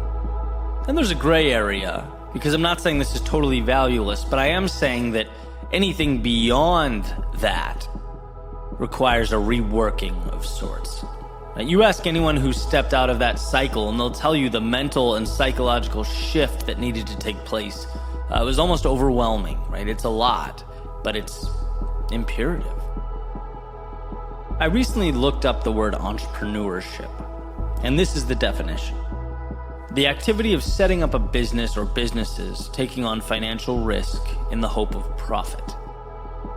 And in my mind, it is the risk precisely that's challenging, that brings us so much pain, but also contains within it the reward. It's one of the craziest dilemmas we face. You know, you'll have to endure some of the worst times of your life, but because of that, you'll get to experience highs that would otherwise have been almost completely improbable. We have to rework the thinking that says discomfort equals run away. It's like, no, discomfort equals the price of something better, and sure, it's by no means mandatory, but it's where the upside lives. You have to train yourself to step out into the chaos with the expectation of taming it. And yeah, everything could go wrong, but also everything could go right. And just imagine what that would look like. That possibility alone validates the risk. We just need to convince ourselves. And that risk, by the way, is not just financial. In fact, most of the time it's not. It takes a variety of shapes in our lives. You run the race, you risk losing. You go up and talk to the girl, you risk rejection. You pick up and move somewhere new, you risk winding up somewhere you don't want to be. And maybe temporarily things do fall apart, but maybe you win the race. Maybe you find the love of your life. Maybe you relocate to the happiest place you've ever called home. Calculated risk is the beginning of everything that matters. And so back to the convo. We were talking about the different risks we've taken, how some chapters were fun, some were challenging, and some were both. And how, for me, there was even, from time to time, a conversation where I was asking myself whether it was really worth it. You know, when you're uncomfortable, the mind wants to do one thing: get rid of the discomfort. And I had to convince myself, remind myself that I'm someone who risks good to pursue great. Risk hurts. And somewhere in that conversation was when Keith said he remembers the exact point the risk became worth it. The discomfort became easier to manage. We're so used to taking orders, to playing scared, that the incentive just wasn't there until, Keith's words, it became mine. The most invigorating thing he ever did was find a pursuit to call his own. That's powerful. His business injected him with a new energy and, in essence, a new life, because he suddenly had a stake in the game. And I think that's what so many of us in so many areas are missing. The risk appears bigger when it's not counterbalanced by something meaningful. So find something to make yours. The simplicity there is beautiful. Complex ideas expressed in simple ways are always worth holding on to, right? We are programmed to lose because we are programmed to live according to someone else's standard, to think small, to ask ourselves, how do we not screw up? But when you can step outside that little self-imposed circle and instead ask yourself, what's something I can create that is my own, something I care about, that I can nurture, invest a part of me into, that's when life really starts paying dividends. You're not existing, you're living. Or as I've recently discussed, you're empowering yourself to not just sit in the room, but be in the room fully. I use entrepreneurship as the model for this discussion because that's been such a huge part of my life, where I've been injecting my time and attention and, risk. But the point is not that everyone needs to stop what they're doing and become an entrepreneur. That's one path of many, obviously. The point is that there is a risk-reward dynamic in entrepreneurship that we should all understand, extract, and inject into our own lives where it best applies. We've learned to settle in so many ways that we must know there is tremendous value in asking, what is it in my life I want to invest in? Make mine. Give myself the opportunity to experience the excitement of defining the things I care about and watching them grow. Right? Whether your current arena is entrepreneurship or motherhood, fatherhood, academics, a particular relationship, some combination of these, or anything else, to make magic out of the mundane requires we first make it ours. We take ownership, responsibility for the journey. We accept the risk and chase down the rewards. You can do amazing things when you realize what you're capable of and commit to its manifestation.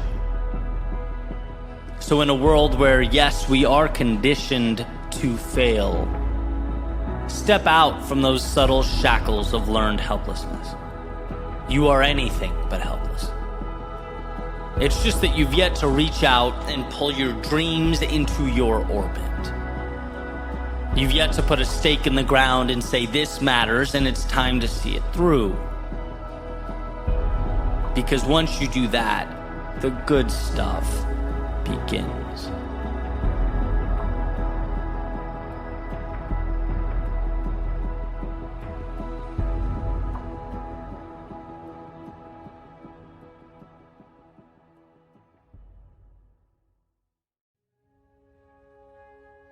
This weekend, I needed to shut off for a little bit. So I got some Chipotle. Yep, big night. Picked a random episode of Game of Thrones, sat on my couch, and I put my feet up. Apparently, though, the universe had other plans for me, because I swear I was a few minutes in and I heard one of the most incredible quotes I've ever heard, which sent me in 400 directions thinking about how to share it and delve into it with you guys on the podcast. So, hey, sometimes you plan to sit there and watch make-believe armies fight, and you end up instead putting together an essay. Life in the big city, right? But the scene I'm talking about, there's a character named Sansa Stark, for anyone who hasn't seen it. And at this point in the show, she's lost her family, been away from home, essentially on the run for a long time, and was sitting by herself, kind of sulking, reminiscing, building a little replica of her old home in the snow that was on the ground as she sat there. And basically, just to set the scene, this little kid comes up, stomps on it. Sansa gets mad, hits the kid. She's just devastated by everything, exhausted by it all. And roughly that time, a second character walks up, a guy named Peter Baelish. And Sansa, standing up over her broken snow castle, says, "I was trying to remember what everything looked like. I'll never see it again." To which Peter replies, "A lot can happen between now and never. If you want to build a better home, first you must demolish the old one." He's implying that Sansa might think she wants to go home, but home is essentially gone. That place she knew, that place she wants to go back to, it's destroyed. The people she loved are no longer there. She thinks she wants to go back to that place because she's lost and scared and alone, and the human condition is always to return to the comfort of what we left, to recapture that feeling of clarity. But to truly find herself, what she needs to do is destroy that version of home and build a new one. To start again, to become something worthy of a new home, one that's more conducive to life now. Which is her character arc for the rest of the show, right? Slowly evolving into that person. See, life is this interesting cycle of dying and being born again, of leaving old things behind in order to build a new. The old you can only give what the old you always gave. So when life demands more of us, we have a real problem on our hands. What you knew is now insufficient. It's not enough. Sure, it was enough yesterday, but today is a different story. And we're always put in this situation, where the road before us is asking more of us than we've ever given. It demands more than we know how to accommodate. This is when it becomes very easy to misdiagnose home. To think the answer is behind us, what we need is buried beneath what was. When in reality, what was is no longer sufficient. What we really need is to set the past ablaze in order to create space for what must be brought to life. Home is an evolution, a cycle. As our world changes, we evolve right along with it. As old beliefs fall, new ones are built. As the old way is lost, a new way is found. By clinging to old, you sentence yourself to the never Sansa was so adamant about, at the expense of the infinite abundance and opportunity that's out there. It's worth noting that the phoenix does not descend from the clear blue sky. He rises from the ashes. It's after the old world falls that the new one emerges. I'm not the same person I was in 2014 when I left what I was doing to do what I'm doing now. That version of me died. And then again, when I packed up my things and relocated my life and business to South Florida. And then again, when I changed how I positioned myself, how I thought of myself in the world, and again, and a multitude of times since then. This current version of myself is dying as we speak, making room for the new. Every time I find myself at a transition point, it's pain. It's unlearning things I knew to be true, I was sure of. It's taking a sledgehammer to the old realities so that new ones can take their place. So that's saying a lot can happen between now and never. Yeah, anything can exist between now and never. The world is limitless between now and never, if you understand what never means. Because the old you could never have the things, meet the people, go the places, or become the person that you will be someday. The old you could never see the world the way you do or the way that you will. But the old you was never supposed to.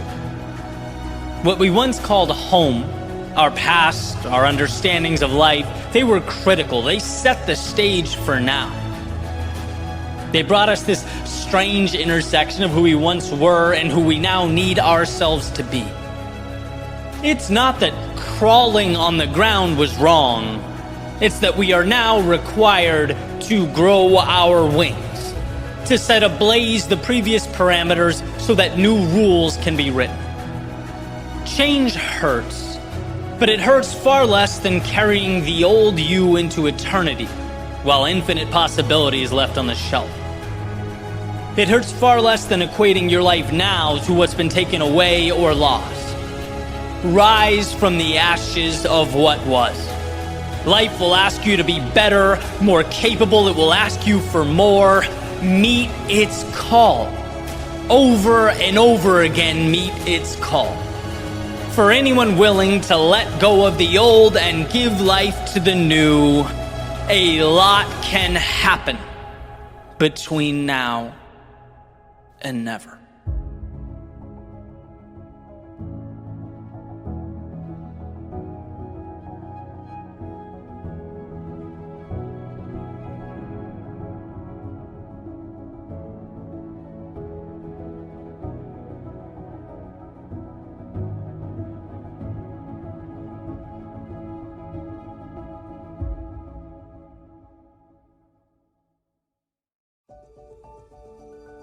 The world reflects back at us what we currently are, like a giant mirror projecting the movie that's playing in our heads.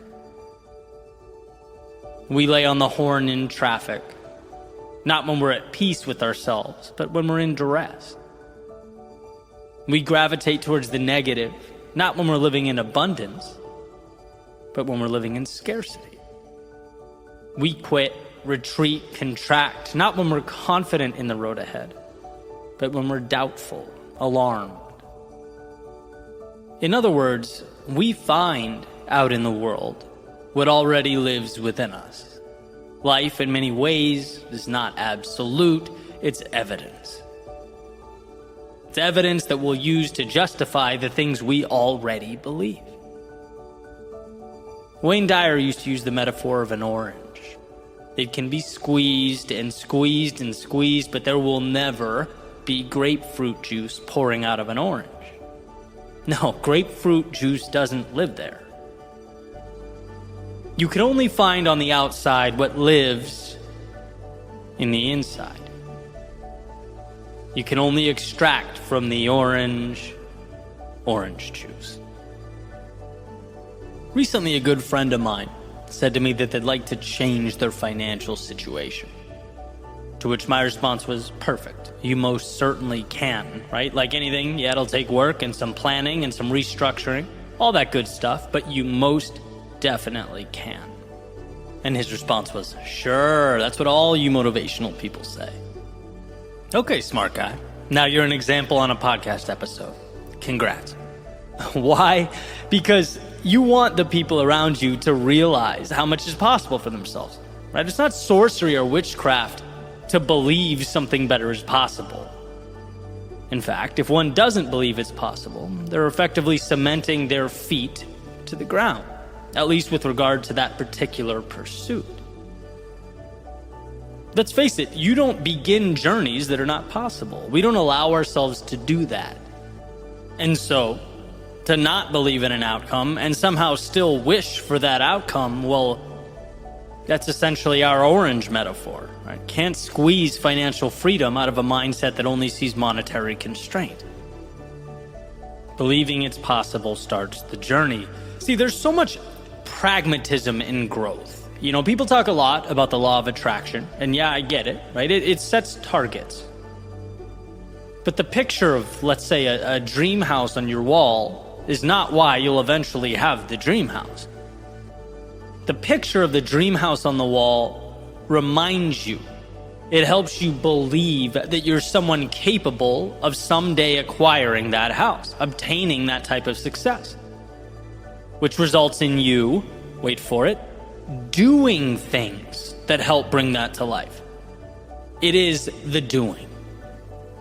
But that doing must be connected to belief. Mid-20s. I was unhappy, wanted more, but didn't really believe myself capable of obtaining more, right? That was the issue.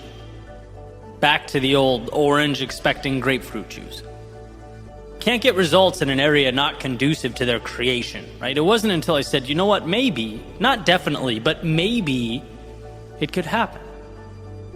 Maybe I can take control here. The odds have to be greater than 0%, right? It's Jim Carrey in Dumb and Dumber, so you're saying there's a chance. Yeah, it's like starting out, that's all you need, a chance, the door cracked. In the beginning, I just needed to convince myself something different was possible. The beginning of transformation and that internal change prompted how I interacted with the external world. You do things differently when you believe differently. Or, if you want to phrase it another way, believing that you can bring something to life doesn't guarantee that you actually do. But believing you can't guarantees that you won't. And why not stack the odds in your favor? I often juggle back and forth between the philosophical and the tangible or the tactical, right? 3 ways to do X. Life hack to change Y. Yeah, of course. Life does in so many ways come down to the tactics, to the how, to the steps. But does that even matter if you don't believe in the pursuit? Does it matter what Google Maps says if you never step out your front door? You have to convince you. You have to create an environment in your world where change isn't crazy, more isn't absurd. It might be challenging, but it's possible. And possible is enough. It is enough to begin, enough to step out, enough to see the trivialities as tools and the resistance as part of a beautiful game. Remember that the world is a mirror, reflecting back at us our worldview. We find what we look for, so give yourself permission to look for things that make life beautiful. Give yourself the gift of believing change is possible.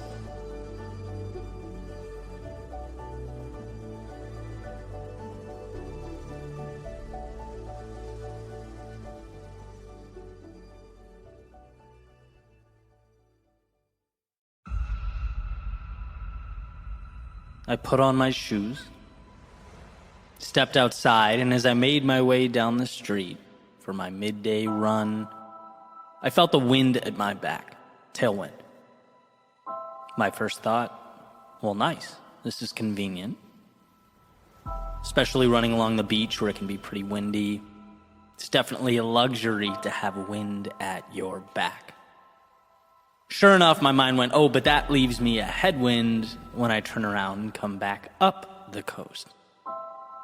My mind started to wander. I started imagining what it was going to be like turning around at that 6.6 mile mark. I was doing a half marathon that day and knew that, the way back would require that I level up. And every once in a while, the thought popped into my head, sort of reminding me of the inevitable. And sure enough, the moment arrived. The sun pressing down onto my skin, the humidity wrapped around me like a blanket. I hit 6.6 miles, turned around on A1A, and there was that headwind. But the first thing I noticed was not the force pushing back against me. No, in that moment, I felt the breeze, the coolness. It was refreshing. And there, underneath it all, was my light bulb moment. What we are presented with day in and day out is a question. It's a choice. Would the wind become my adversary? Something that, pushed me forward on the way down, but then held me back on the way up? Or would it be what pushed me forward on the way down and then cooled me off as I made my way up? And if you think that mental alteration or perspective shift is just nuance or too small to matter, I suggest you give it a go when you're doing whatever your equivalent of total exertion is. Whatever your mental stressor is that pushes you beyond your state of usual comfort. When you're in the middle of, let's call it, hurt, whether it be physical activity or a personal situation entirely unrelated to athletics, how are you internalizing the world around you? It's become clear to me over time that winning during our most trying moments comes down to mental shifts so small that they seem almost laughable in normal conditions. But your mind will always stop you before life will. So why not put yourself in a position to win? Everything around you is trying to help you in some capacity. Allow that to be the case. Remember that what you look for, you'll find. So if you look for resistance and obstacles and adversaries, they'll be everywhere. But if you look for and seek out value, you'll see that you are surrounded by nothing but value. Even those metaphorical headwinds become hands reaching out, working to cool you off as you make your way to greater things. So understand that when they arise, those headwinds, the ones that typically hold you back, they hide within them small wins. Small wins that will be the difference. The deeper one descends into chaos, the more important it is to find those victories, the ones hidden in plain view, the ones that look to many like problems. But you'll know. You'll know just how malleable this world around us is. The world seems to provide not definitives, but tools. So which will you pick up? What will you build with them? See, life is never happening to you. It's happening for you. So keep your eyes open, keep your feet moving, and remember that you will win, not despite the headwinds of life, but because of them. Because you've trained yourself when those around you see can't and won't, to find a way. To pull from the chaos the very thing you need most. Life gives you the canvas, but you are the one who must paint.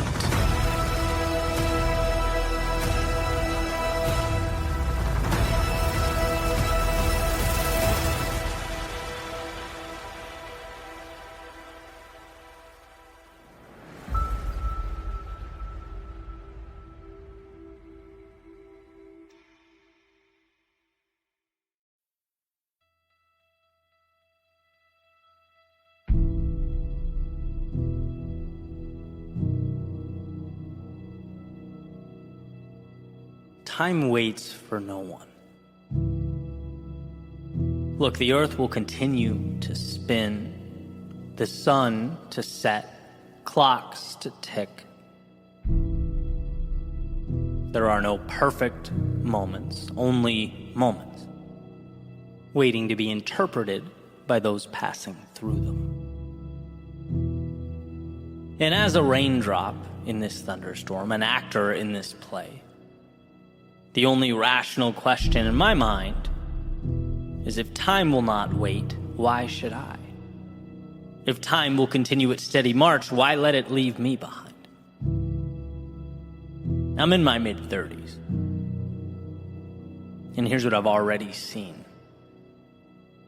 I've already seen songs I grew up with, referred to as classic rock.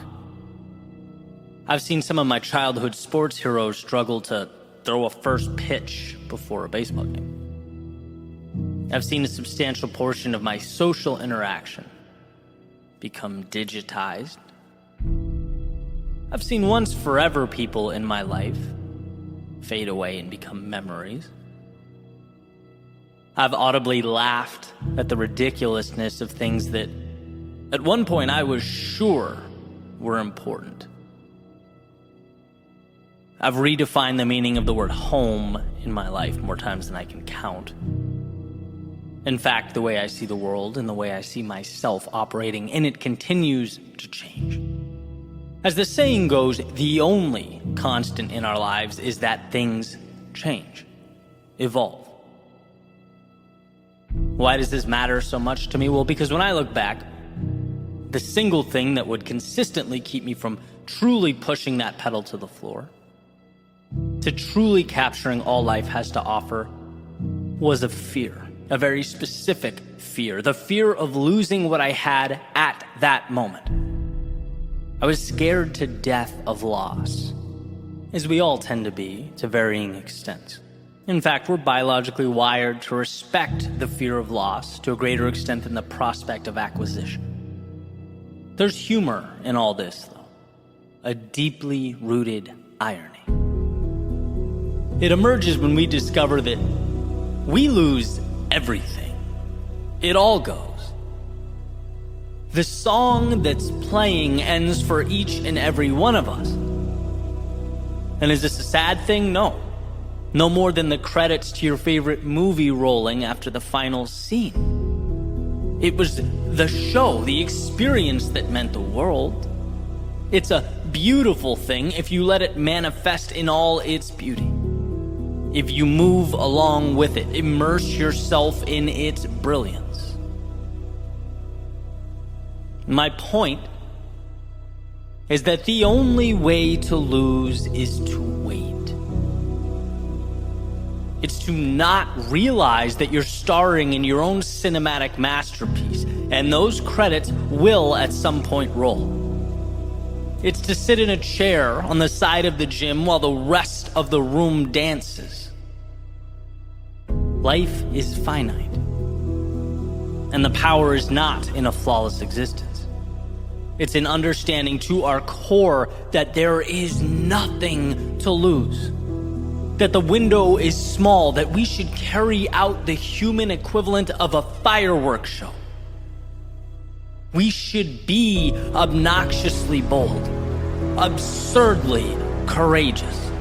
We should go, live, try, experiment, explore, build, create.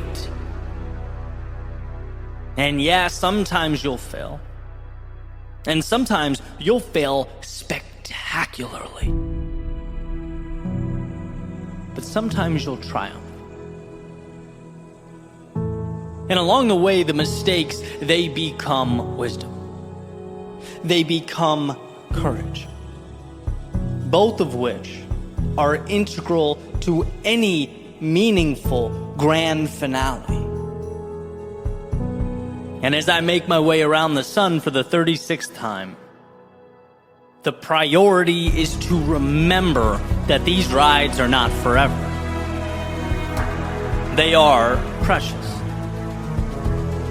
And that I have the strength to live accordingly. Fearlessly, courageously. My hope is that you find it within yourself to do the same. To pull back the curtains and see now that failure was never the adversary. No, not even close. The adversary is an unwillingness to make the most of your moments. The adversary is freezing amidst the constant hammering away of ticking clocks. The adversary is the prospect of removing failure's mask years down the road, only to stare directly into the eyes of regret. These outcomes constitute your greatest adversary. So for the sake of all that is meaningful, go push into the questions and the risk and the curiosity that makes life worth living. After all, it is not about failure. It's about time.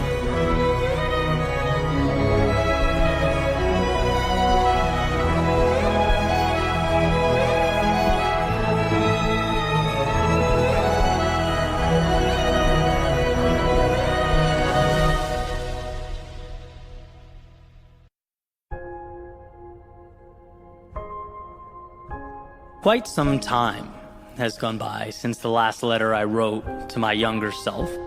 A few years, actually. And I think we're due. Because older me continues to learn to both enjoy and be humbled by life. To experience hellos and endure goodbyes. To win and to lose, to acquire and to cut away. The world is a maze of complexity to navigate. And maybe we should start right there. Because look, kid, there are some fundamental ideas about life that you just have wrong. There is no door that you walk through where you suddenly go from not understanding to finally having all the answers. Part of growing up is realizing how little human beings know about anything. And that's okay. What you'll understand is it's not a reason to run, it's a source of courage to draw from. Oh, but adults are wise, you might think. No, adults are just children with mortgages. You'll learn that, and as we all become renters, even that's changing, right? Oh, but him over there, or her, wait, them, they have it all figured out. No, they just walk with conviction into their individual unknowns. That's all. Oh, but there has to be some certainty. We have to know some things for sure, you might think. Well, certainly we do, or at least we think we do, but you have to understand, 150 years ago, science said bleeding someone out would cure them of their illness, right? Our pursuit of truth is crucial, but it's a work in progress. Life is a work in progress. You are a work in progress. So what am I talking about? Why does this matter? Because I don't want you to think that you are ill-prepared to venture further into your potential. I don't want you to think that other people have what you don't, that you're not enough. The world around you is chaos. It's a mess. It's clay. Some people use it to build and create and shape their reality, and others, well, others don't. The kicker here is that nothing is built if you don't first give yourself permission to take the unknowns and make something with them. Once you understand that there is no secret code that must be figured out, you free yourself to explore and capture the essence of being alive. Again, life is messy. So go flail around. Wander. Go get lost. Who cares? You see what I'm saying? You can watch from afar, succumbing to the illusion that the world is some meticulously constructed orchestra where everything's playing in unison. Or you can dive in and make your own music, dance to your own melodies, because there is no perfect. There are people who stand still and people who pick up the pieces as they go. Next, and very closely related, younger me, give yourself a chance. Try things. No, more things, bigger things, terrifying things. You see those posters of people you have hung up on your wall? They're not of a different world. They're people like you. Right? But they decided along the way that they would try. That they would step out of line, break some rules, push life, and see how hard life pushed back. Younger me, on my college essay, I referenced one of my favorite quotes. I attributed it to Mark Twain. Turns out it wasn't even by him, but hey, life goes on, right? It said, 20 years from now, you'll be more disappointed by the things you didn't do than the ones you did do. So throw off the bow lines. Sail away from the safe harbor. Catch the trade winds in your sails. Explore, dream, discover.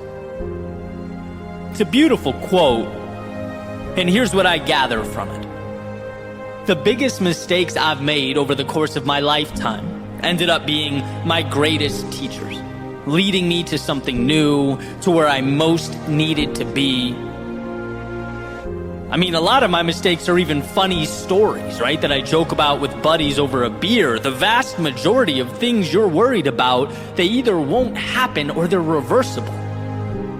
But what gets you, younger me, what truly hurts, is wishing you had the courage to apply to that thing that you instead let the deadline slip away. Or talk to that person you walked right by, or audition, or train, or travel, or follow your intuition, your heart to someplace new. Those are the things we tend to carry around. The second you learn that not going is far scarier than stepping out into the unknown, you'll possess a perspective that's incredibly valuable. It will change your life. And lastly, this one's kind of hard to articulate, but let me tell you, it continues to resurface. Here it is. If your intuition is telling you something, listen. Trust it. If something feels wrong, let it go. If it feels like it's where you need to be, you're being pulled in that direction, explore, move towards it. When you know in 30 seconds that someone isn't a good person, don't give them your time. When something doesn't align with your goals or objectives, don't feel bad walking away. When something excites you, trust that feeling. This is all intuition, and I've come to find that initial response to be more and more valuable. What that feeling is telling you matters. Don't turn your back on that. Now, of course, there's a line we have to walk, or an element of pragmatism we have to hold on to. Sometimes, when we're particularly upset, it makes sense to let the emotions subside and allow rationality to enter. But this is more about being aware of who you are and what you want, right? Don't talk yourself out of what you know you want and into what you know you don't. Life gives clues. It's not always 4D chess. Sometimes it can be simple. What's needed is right there. But you have to look around. You have to listen and trust yourself, and no one will ever know you better than you. But if you tune yourself out, then how can you have a shot at living a meaningful life? One on your own terms? It'd be impossible. So younger me, trust yourself. Beyond what anyone else tells you is best or most beneficial, again, those are answers only you know. So listen to you. One of my favorite messages is that you are your own experiment. That as we move forward into the haze of the unknown, we understand that at times we'll fall. At times we'll see our plans disintegrate right in front of us.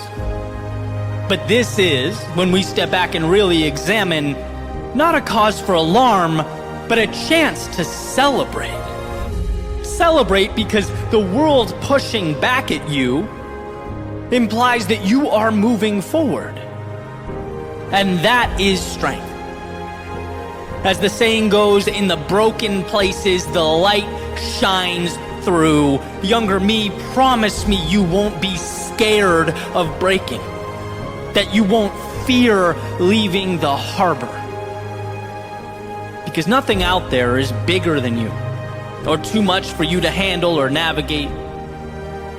The funny thing is, younger me, that your journey is reliant on you giving yourself permission to go, to see, to explore.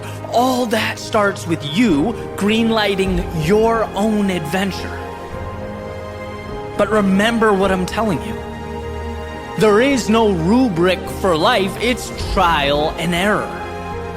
Remember that if you don't give yourself a chance, you simply watch the opportunity slip by. And remember that you are the only one who knows what's best for you. So trust that intuition. The world will be whatever you choose to make it. And my hope is that you realize you are strong enough.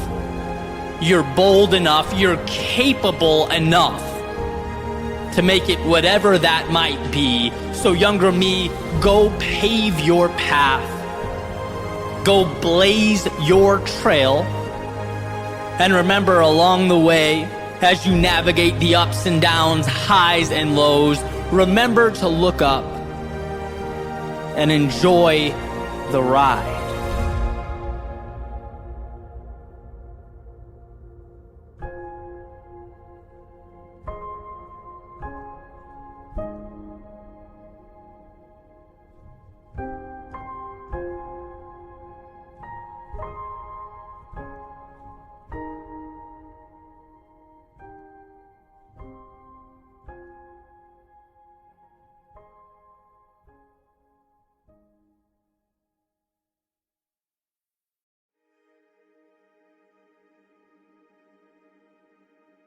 Just one more day. The power is in just one more day. Don't need to have the whole book written, stories told, or city built. It's not about one universal solution to all your problems. It's about continuing forward until the breakthrough.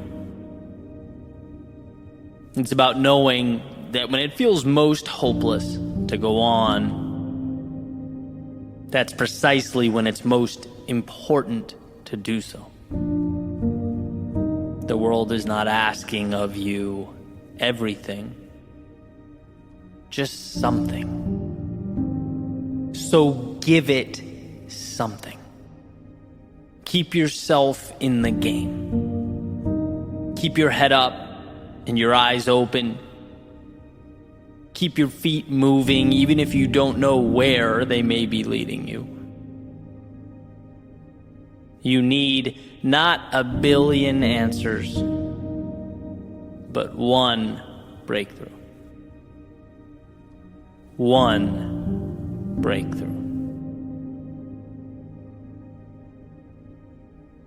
See, we all fall. We all lose our footing. Life can be tough. And being that this is par for the course, the contract we signed before we breathed our first breath of air, it's a fool's errand to exhaust energy on the occurrence, to be angry at the situation, to feel bad about yourself for wandering there. No, it's about recognizing where you are and then finding it within yourself to step away. 1 foot closer to the breakthrough, to recapturing what matters. When things become too big, we simply shut down. Complexity is crippling. But truth be told, the path is not complex. Our manufactured interpretation is what's complex. So simplify. Step forward one more time, a little bit closer to the breakthrough. A little bit nearer to the light at the end of that tunnel. Remember, there is no all-encompassing formula. What there is the strength that emerges from one's willingness to inch forward. When all seems dark, when temporarily you've forgotten what that sense of excitement feels like, when the thrill of progress seems foreign, shut off the mind. This isn't the time to weigh pros versus cons or this versus that. Move into the haze, trusting that what you need will reveal itself. Because as long as you don't stop, it most certainly will. You'll find yourself again, your path again, things will make sense again. But that right is earned now. When we're tired, worn, in our solitude, beaten down, we might not be able to see it in the moment, but that's when the beautiful things are made. So trust that you are the designer you've been looking for all along.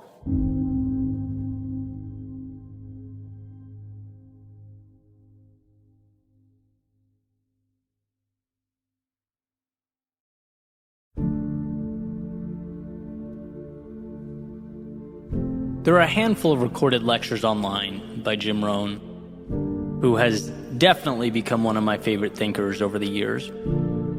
And I found this little nugget the other day that I wanted to share. He says, there are 4 emotions that will change your life: disgust, decision, desire, and resolve. And I want to talk about the first one because I found the story to be incredibly powerful and also relatable, right, in various aspects of life over the years. So he frames it by talking about a Girl Scout walking up to his front door to try and sell him some Girl Scout cookies when he's 25 years old. And he's broke, doesn't have any money at the time, and tells her what I assume to be a white lie as to why he can't buy the cookies at that particular time.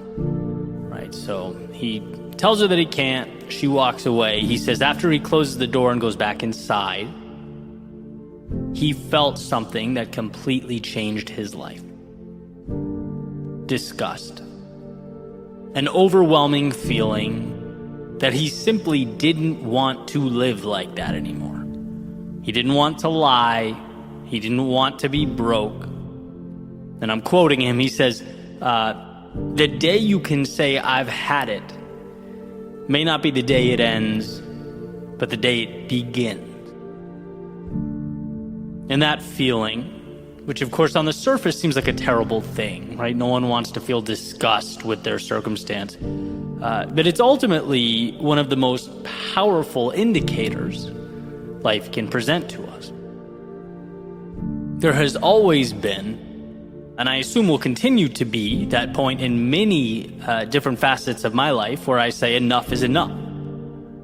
I just never thought to categorize it and label it like he did, but that's what it is.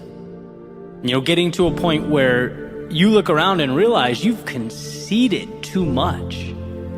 You've strayed too far beyond what matters to you. You've left too much on the table. That feeling, again, while uncomfortable, is often what becomes the first step towards that which is truly meaningful, a better version of yourself. A realization, by the way, that's not some denunciation of who you are, right? It's not saying, I'm not good enough or I'm inadequate. I would describe it as the exact opposite. It's thinking enough of yourself to acknowledge that you're better than this. It's saying, yeah, there's a reality where I stay the same, where I don't change, where I allow this to just be my life. But that's not the reality I'm going to choose, because I respect myself too much to continue living with that dissonance between my actions and who I know I truly am. And I think at a deep level, we all understand this. So many times in life, funny enough, we don't change until we have to. Until our backs are completely against the wall. It took me years in my previous professional life to say enough is enough, but ultimately got to that point. I've been there in relationships, been there with my creative work, been there with my finances. And what's especially interesting is that as you grow, evolve, and your goals change, what you expect of yourself changes, grows along with you, you'll find yourself at that place again, and again, and again, and that's good. Listen to it, right? That's your intuition telling you you're ready for more, that something else awaits, that the status quo is no longer sufficient. And there lies the opportunity, right? To recognize and associate that feeling of disgust, as Rohn calls it, with the need to change or an opportunity to change before things blow up or become more difficult than they need to be. Everything in your life has been allowed by you to some extent. That's an important thing to understand. If there's someone in your life that's making it hell, you, to an extent, are responsible for that, right? No one gets your time without your permission. If you're doing things that don't move, motivate, or inspire you, well, the reality is you're choosing those actions. Now, the circumstances may be specific to you, they may be difficult, and I understand that, but are you asking yourself how you can begin moving away from it? How you can put walls between yourself and the things that drag you down? Because the bottom line is, it's very easy to become accustomed to things that are a drain on our lives. The old frog in the boiling water, right? You throw a frog in a pot of hot water, it'll jump right out. But you put it in a pot of cool water, and you slowly but incrementally increase the temperature until it's boiling, the frog won't realize it's burning alive. I think in the same way, we learn to live with that situational disgust. The things we're unhappy with just become the baseline or normal. It becomes regular. And what I love about this Girl Scout cookie story is that light bulb moment where it's like, no, I don't have to accept this. I can take back control. I dictate how I'm going to live, and I know this isn't it. Now, you don't need to have all the answers right away. In fact, you most certainly won't have them. But every journey, as the saying goes, begins with the first step. That's precisely why the moment is so powerful. You don't start moving to that new place until you realize that you want to start moving away from where you are.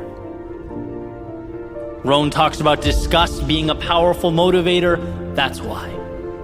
It's the initial leverage you need to create that momentum. To see the gap between where you want to be and where you are. And this is ultimately a call to that realization.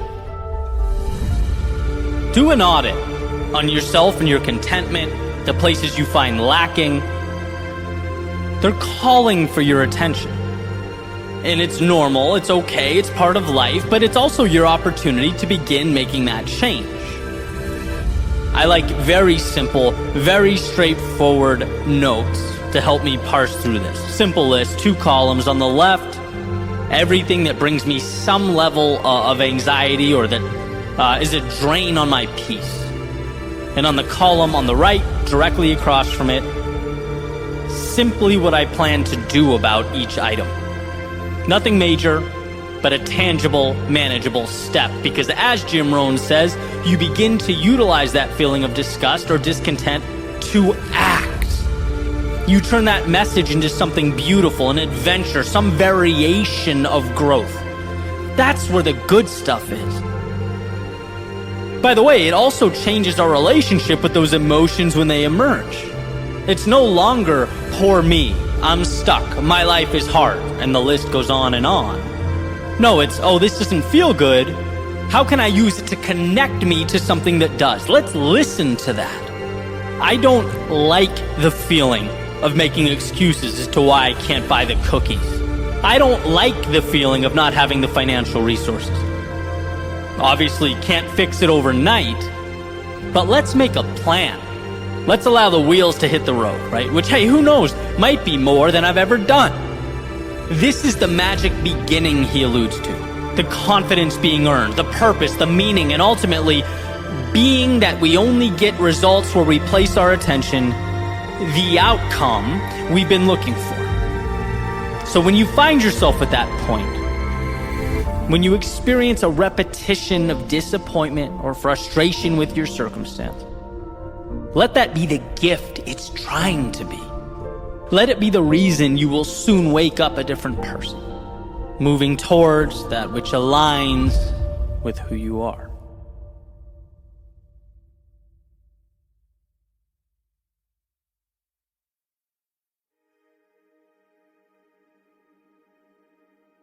Life is perspective. So during the good times, find gratitude. And during the difficult times, find the opportunity. When you have the answers, when you know, be proud of your knowledge. And when you don't, celebrate all the wisdom to come. When the sun is shining, cherish the warmth on your skin, and when it's not, learn to run in the rain.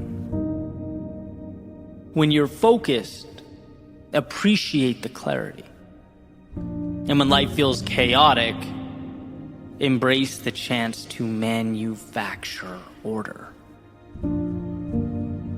When people come into your life, value the ride that you'll share.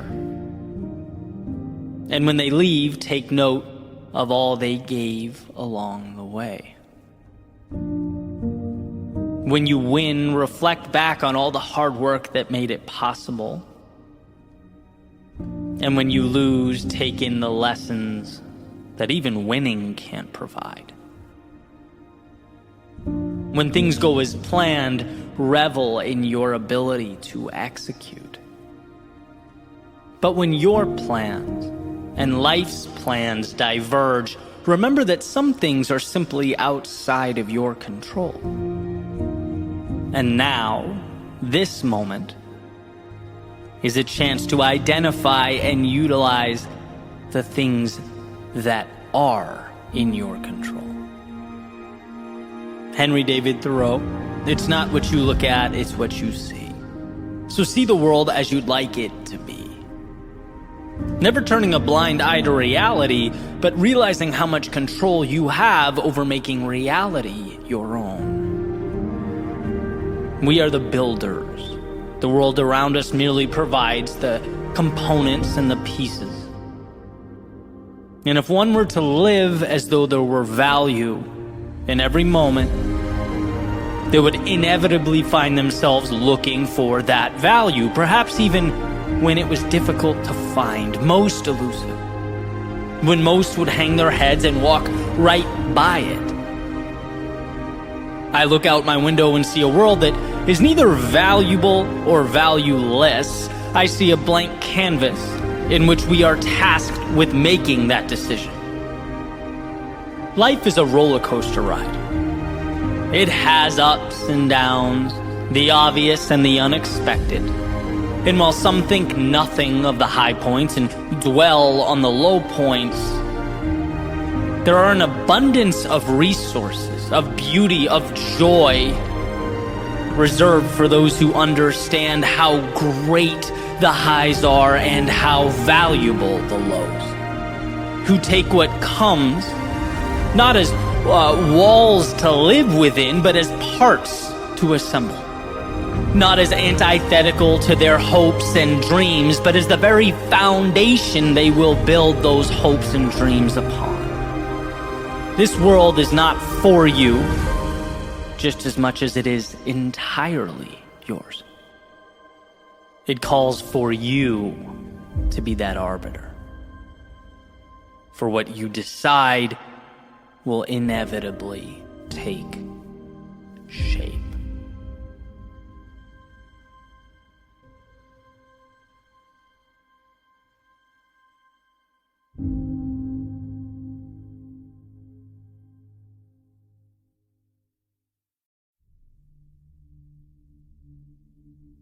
there's a haze that circles around our most important moments. And I say haze because often the things that will be most meaningful in our lives, or that will best position us for future transformation or success, they don't accurately depict the value that they ultimately provide. In fact, a lot of the time we get the opposite impression. The answer is deceptively masked as the problem, the thing we are most inclined to run away from. It's often unclear to us that the pain we're experiencing will become the purpose. The loss will become the strength. We can't always see that losing the job will become our reason to find ourselves and the work that will be most meaningful. We don't always understand that losing someone that was a big part of our lives will ultimately create a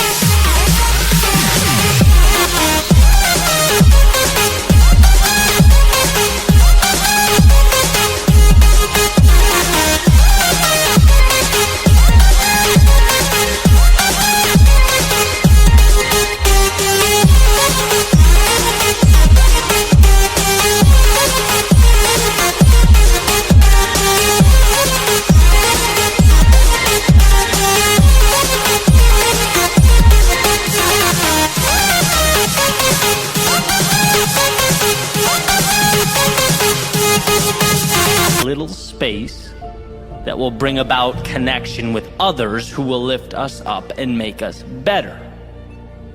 We aren't always aware that falling short is incredibly powerful, because it's what most often prompts us to look in the mirror and ask that magical question, how can I be better? Again, we see it in a million different ways, different contexts. The solutions masquerade as problems. Or, as has been famously put, the way often presents itself as the obstacle.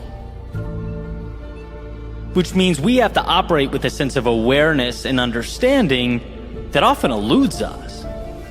Sometimes the reality is that it hurts to let go. But if it's not right for you, it hurts to hold on as well. The difference is, when you do find the strength to let go, you simultaneously create space for the things that will make your life better. And I've noticed, as I've navigated this crazy place well into my 30s, that the discomfort I've experienced in the past, it rarely utilizes my future as its benchmark. Right? When I'm uncomfortable, it's because something has gone awry in the now. This moment hurts. In this moment, I feel less than. In this moment, I feel lost. In this moment, I am X, Y, or Z. It's all generally immediate, emotive responses to what's happening. Which is why I advocate so strongly for pausing, pulling back, taking a breath, and assessing the whole picture in totality. See, I've made decisions in my life that have set me back a year, right? That destroyed me emotionally, totally altered my plans. And I look back on some of those decisions now, with all the pain they brought, and I think, was there another way? Did I make the right move? Did I need to endure all that? And I'm not going to pretend, I know how some parallel universe would have unfolded if I acted differently. But as I reflect back, I still think that I made the right choice. I don't see another way. Sometimes there are no easy decisions. Sometimes life is about choosing the least bad option. I've talked about having to step back in order to leap forward, or stepping sideways in order to ultimately advance. Sometimes the thing we need just looks like discomfort, the sheep in wolves' clothing, where you have to seek out monsters in order to destroy the ones that live inside of you. The reason, one, I think this is so important, and two, I'm so passionate about sharing it with others is because, again, our instincts drive us away from the things we need most. It's just how it is. Humans are more emotional than we are rational. And there have been plenty of times where, just being reminded, Eddie, I get that this is challenging, but where do you most want to go? Eddie, you're playing defensive, which I'm sure minimizes problems now, but will never propel you forward with your career. Eddie, you're dragging your feet and calling it perfectionism. Could it in fact be fear? Right? I've had a lot of these little, and sometimes not so little, epiphanies over the course of the last decade.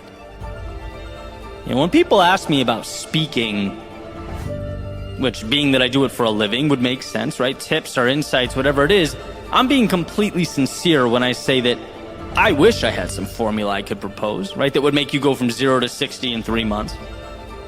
But the truth is, the biggest bang for your buck is stepping right into the terror. The thing you're most inclined to run from.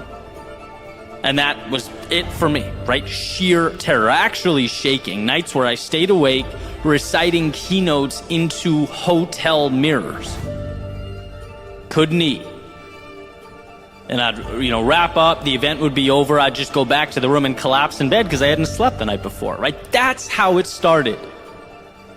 And the more times I didn't give myself a way out, the more I saw past the fear, put emotions aside, and reiterated to myself that underneath all that discomfort was value, the better I became. The less dramatic each speaking engagement became. And the terror evolved into excitement. Eddie, please get through this, eventually evolved into, Eddie, how can you make this speaking engagement more exciting, more fun, more captivating than the last one? Right? I recently spoke at the MGM Grand Arena, and it was one of the most incredible experiences of my life. And I'm sure you can imagine, not necessarily because of the event, but it prompted me to think back to all those times I wanted to say no so badly, with all my heart, with every fiber of my being, but didn't. It was just a proud feeling. Like you get those moments from time to time where everything becomes a single snapshot. It all makes sense. Because there were times I truly didn't understand why I was moving forward. I just did. I just knew I'd burn the boats. There were no other options. And when you collect that W, you quickly remember. And so all this to emphasize the very important point that it may not be speaking at the MGM Grand Arena that's your North Star. Maybe it's something totally different. But I want to remind you that the road to wherever you most want to be is not perfectly paved and decorated with flowers. It won't always be sunny with clear blue skies. And to take it even further, the paths that are paved with flowers and clear blue skies are often the wrong ones. In a world of trade-offs, we know that the best things often require the greatest sacrifice. The beautiful things are often derived from a willingness to endure prior turbulence. And should you find yourself amidst all that, in the thick of it, it's essential to know that should you choose to do so, you can transform the chaos into something incredible.